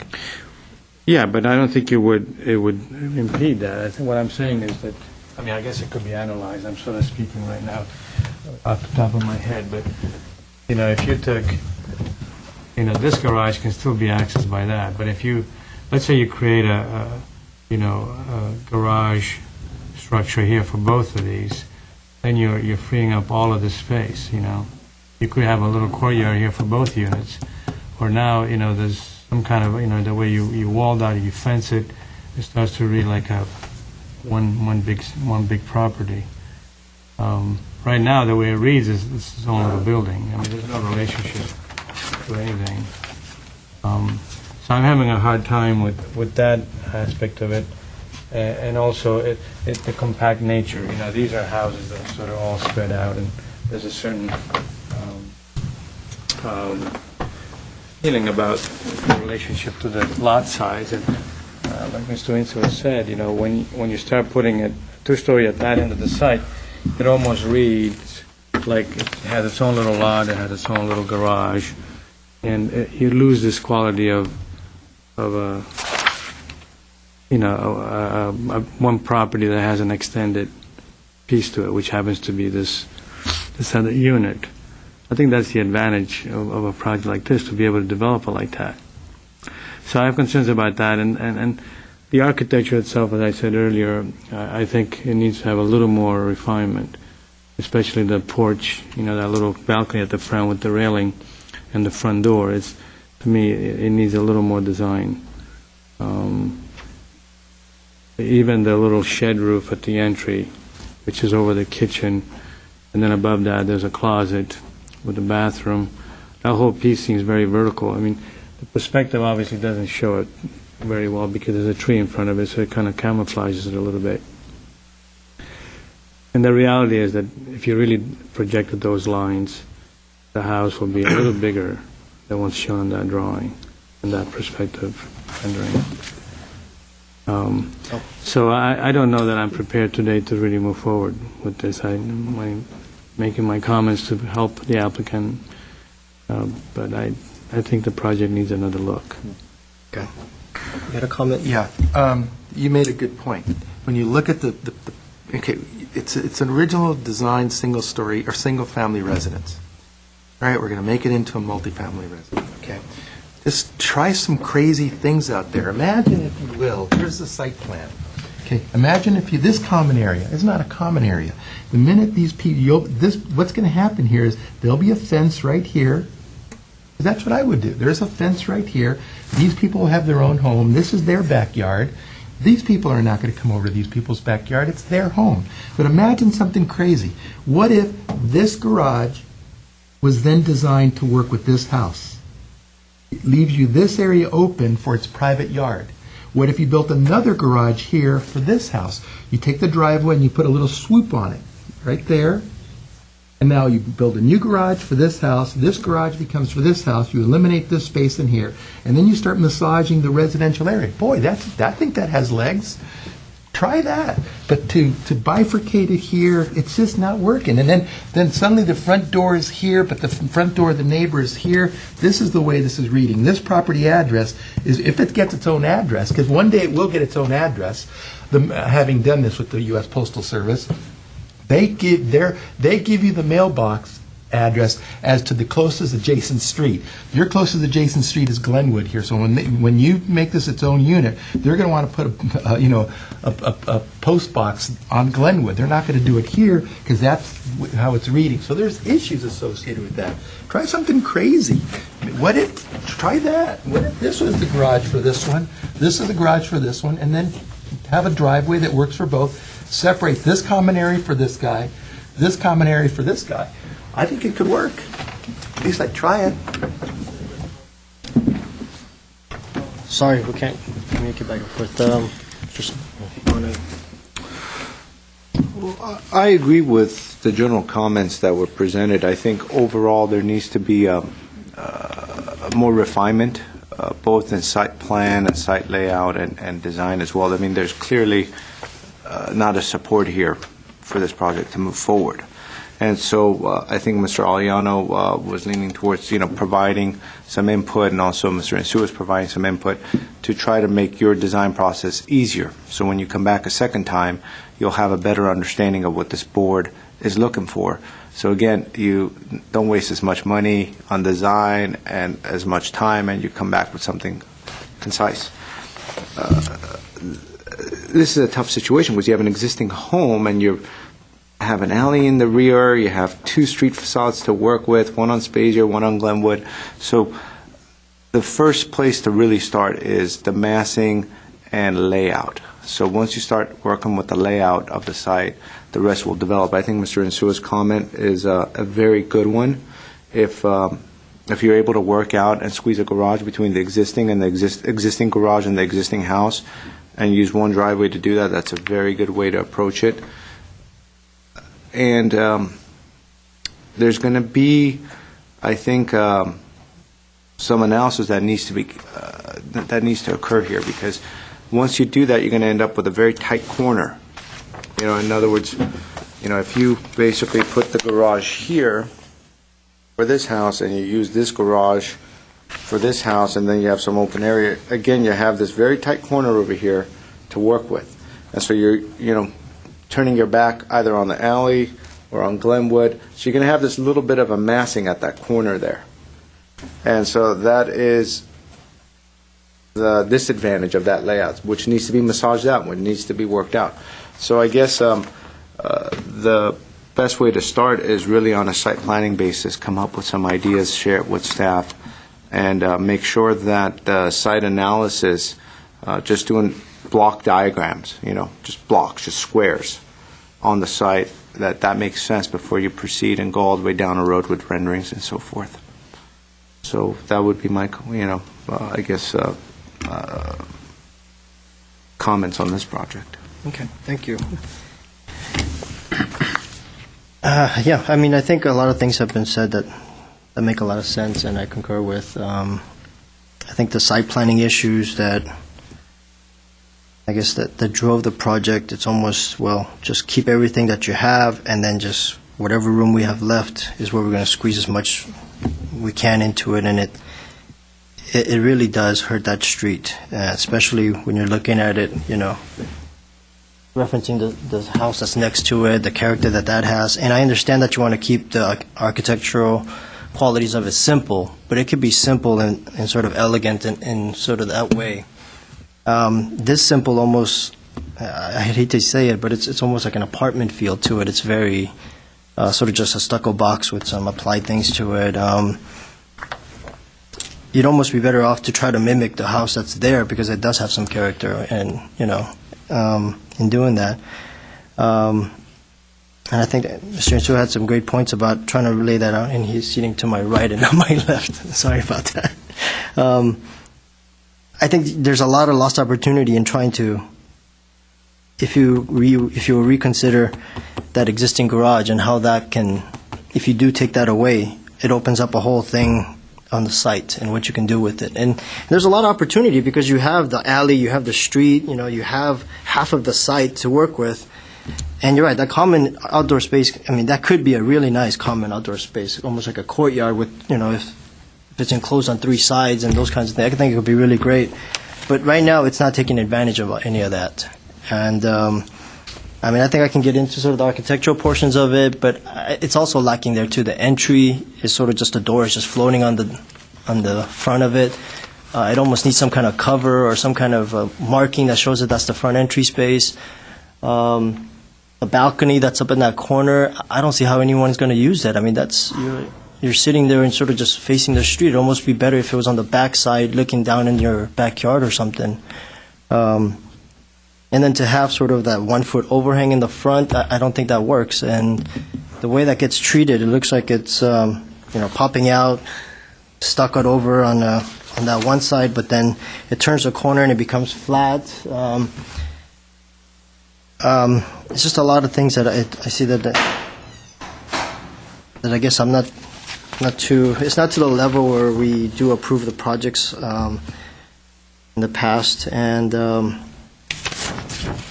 but I think even those things, I think it starts with the site planning, and I don't think it's there, and then the architecture part of it is not there as well. So I think I concur with a lot of the comments that have already been made, and so I think we know which way this is going. So I want to make a motion.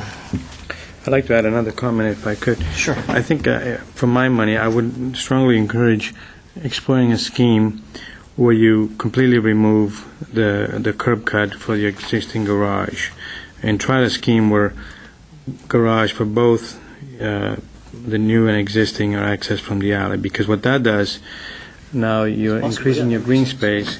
Because if you build it the way it's designed right now, you're going to basically have a two-story little house sandwiched between two driveways, because the alley is going to become a driveway.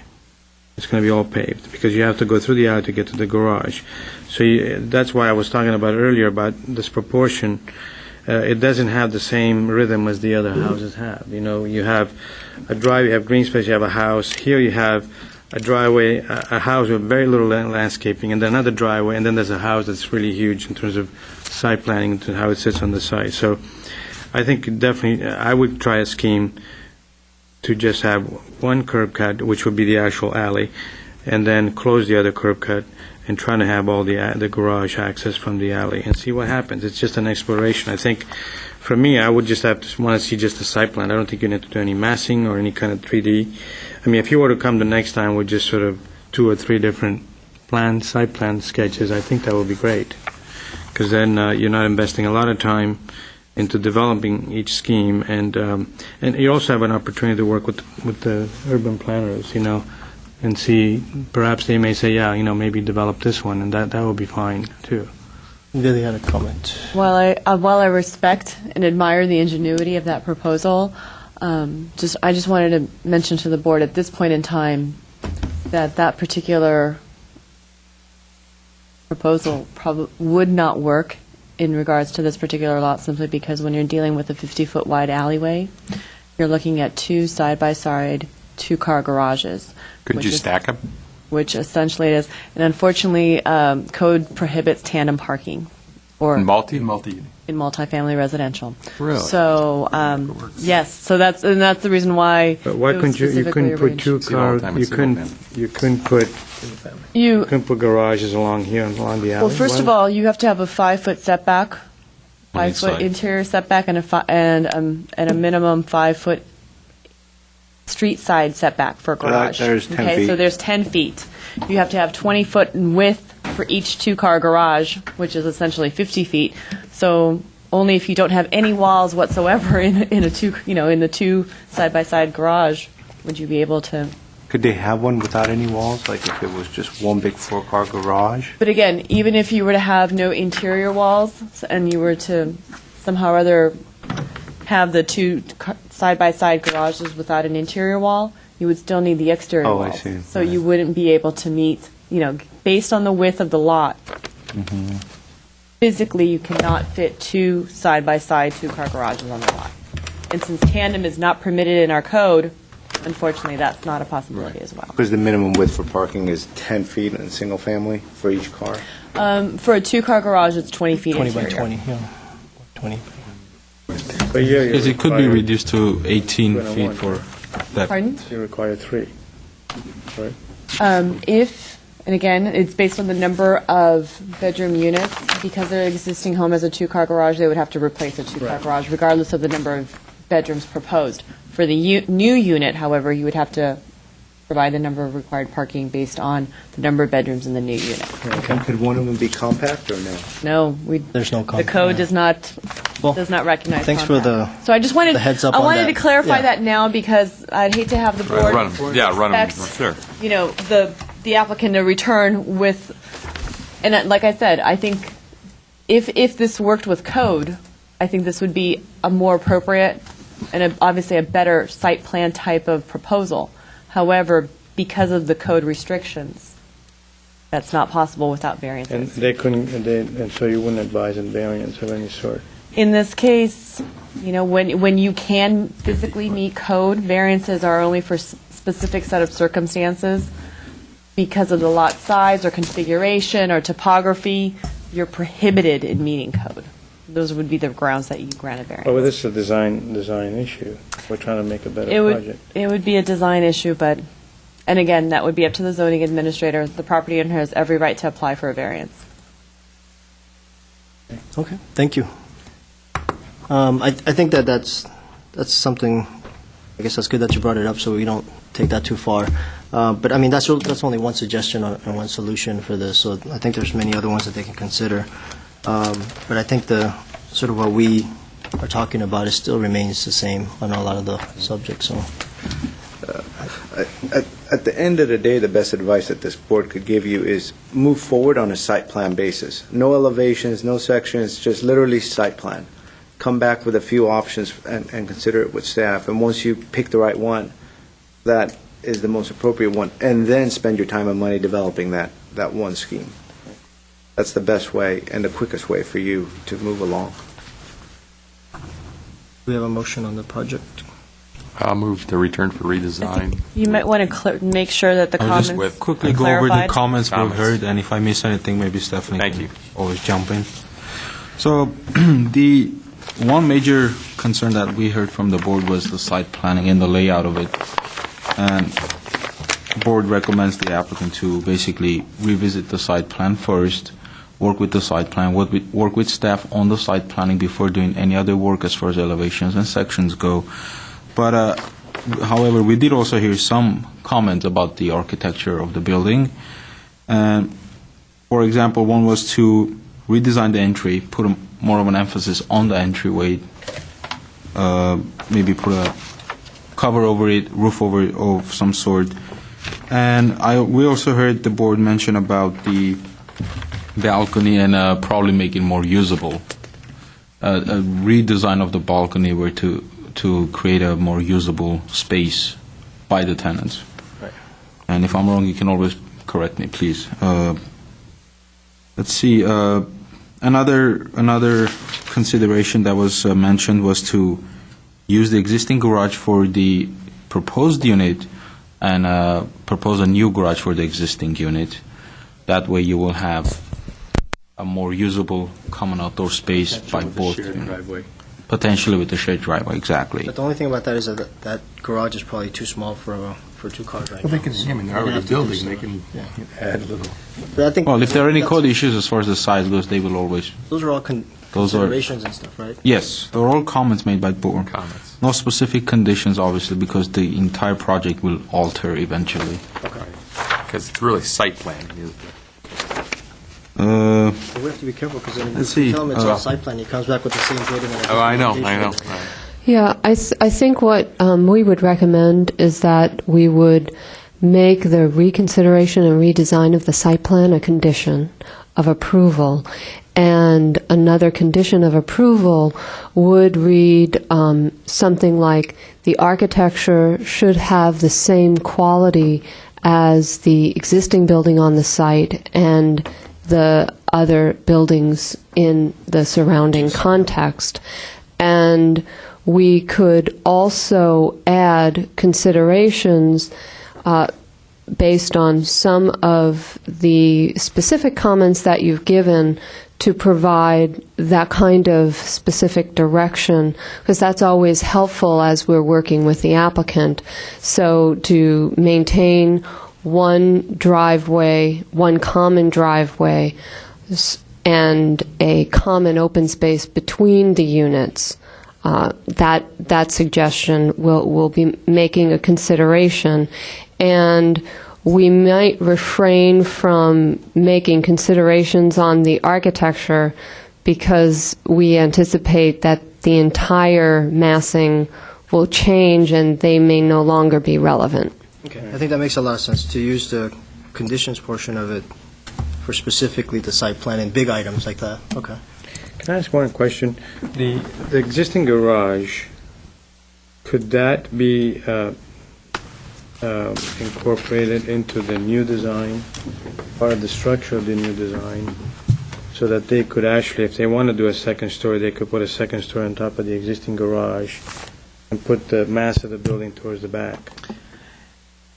In this case, provided that no more than 50% of the exterior walls and roof area are removed, they would be able to maintain, and essentially this garage is considered legal nonconforming because it's closer than 5 feet to the interior property line. So if they don't remove or rebuild more than 50% of the exterior walls and roof, they could incorporate it into the new proposal. But if what Mr. Aliano is perhaps suggesting that on top of that existing Right. garage, You we put construct, part of the your side yard setbacks are too close. Well, and again, if they would then need, the existing garage could maintain its existing legal nonconforming garage, setback. Then The above. new structure above would obviously have to be set back the required minimum, which is Right. on a second floor, it would be an 8-foot minimum, 11-foot average. Right. So structurally, I don't know if it can But even it could be allowed if they work It could be out the allowed, numbers. correct. Because what I'm getting at is, if you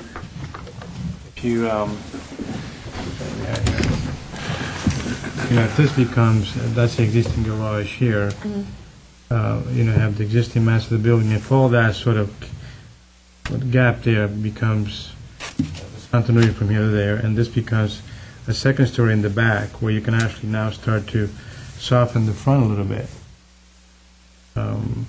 Wonder how that, because then you're removing some of this mass. When you look at it from this direction, you're not reading the second story until you're in the back of the property. Because you could still have the access for this garage here. I guess all I'm suggesting is to tie all this together. Don't have this little gap. You could even probably pull this garage back further. I'm still concerned about the two driveway. I don't know. There's no way to do this. Is there a way to share this driveway to put a garage entry this direction? They would have to have the 25-foot turning radius there, Yeah, kind of like this. Correct. and the backup This space. garage. This doesn't have it, but that's Let's leave some work for them. Come on. It's getting late. Well, I'm trying to make suggestions so they come back with lots of. Yeah, but Right. they're getting paid big money to do it, so let's let them do it. That's right. I think that one of the things that Stephanie was saying is that and I think we've all been saying concerning the architecture needs some architectural refinement of a high quality. So when you start looking at some of those eaves, instead of the vent being just a square vent, imagine an interesting Spanish-style vent. The quality of the windows and doors, I think, will be important too. So I think that's what we were thinking about. So I would go and match the tile in the existing house with a barrel as opposed to an S. Okay, so the two major conditions were to revisit the site plan and redesign the site plan. and also provide architectural refinement. But I think when we say redesign the site plan, I think it's important to say why we're asking that, and that is that we want to see a site plan that's actually, that complements the existing house and make this project look unified, rather than just, this little unit in the back. Also responds So- to the Right. to the streetscape that's Street, there. alley, minimizing create a- paving as much as possible, so they're not putting this unit in the middle of the sea of asphalt and concrete, so. And also Those are the maximize the reasons. outdoor space. I heard the board mentioned about maximizing the outdoor space as well. Right, a lot of green space. Green space, exactly. As much green space as possible. Good functioning common area if it's Yeah. connected to both. I think those are general enough so that we're not actually designing it, but they come back with options, or one option that maybe the staff can actually narrow it down to and say, you might feel like one of those schemes might be the one that we might favor. That's fine with me. So, Do we have a motion? I'll move to return for redesign with conditions as stated by you guys. conditions and considerations, right? And considerations, yes. Is there a second? Mr. Insua. Insua, second. Mr. Insua. This is a roll call. Mr. Aliano? Yes. Mr. Insua? Yes. Mr. Ellis? Yes. Mr. Samoyan? Yes. And Chairman Yu? Yes. Motion passes 5-0. Thank you. Thank you. Minutes.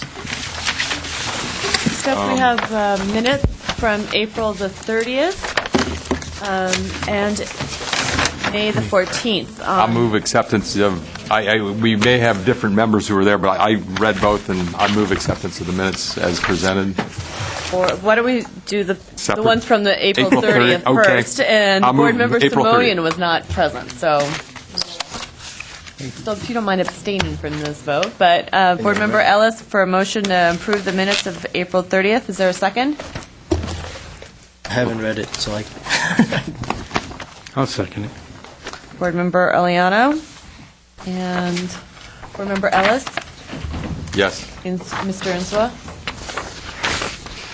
Would you like a moment? I would. Would you like a moment? That's fine. There's no rush. Were you at May 14th? Yes, I was at Oh, both. okay. Everyone was here for 14. But I had to leave. It looks like I had. Yes, you left after the first case. You did, I remember that. So you can say yes to the. I turned around and you were gone. Forgive me, William, I apologize. That's okay. Mr. Aliano? Read them on your iPhone. What am I looking I know. for? I'm not looking for what you think I'm looking Since for. I only was able to attend the first one, and I see what it is. Sure. For the portion that I was here. All right. Mr. Insua says yes. Mr. Aliano? Yes. And Chairman Yu? Yes. Motion passes 4-0. And now the minutes from May the 14th, and everyone was present. I'll move to accept the minutes of May 14th as presented. Thank I you. read them. I read them when they come. I'm awake, but And is there a second? I'm just looking for my notes. Seconded. But I think Mr. Insua was absent on May 14, right? Because it says over here that you were. I had to. Oh, you had to leave, that's the one. Oh, We okay. left Right. another one. Makes sense. So, and Mr. Simonian? Second, Mr. Ellis? Yes. Mr. Insua? For the ones that I was here, yes. Thank you. Mr. Simonian? Yes. And Mr. Aliano? Yes. Chairman Yu? Yes. Motion passes 5-0. And last but not least, have we received any news regarding the possibility of having to cancel the meeting, the next meeting of June the 11th? I believe Board Member Simonian will not be present, I will not be definitely. And either. Board Member Aliano will not be present. You sure not? Yeah. And so that leaves Board Members Ellis and Yu. I'm I available. believe that those are available, and Board Member Insua. Thank you, Stephanie.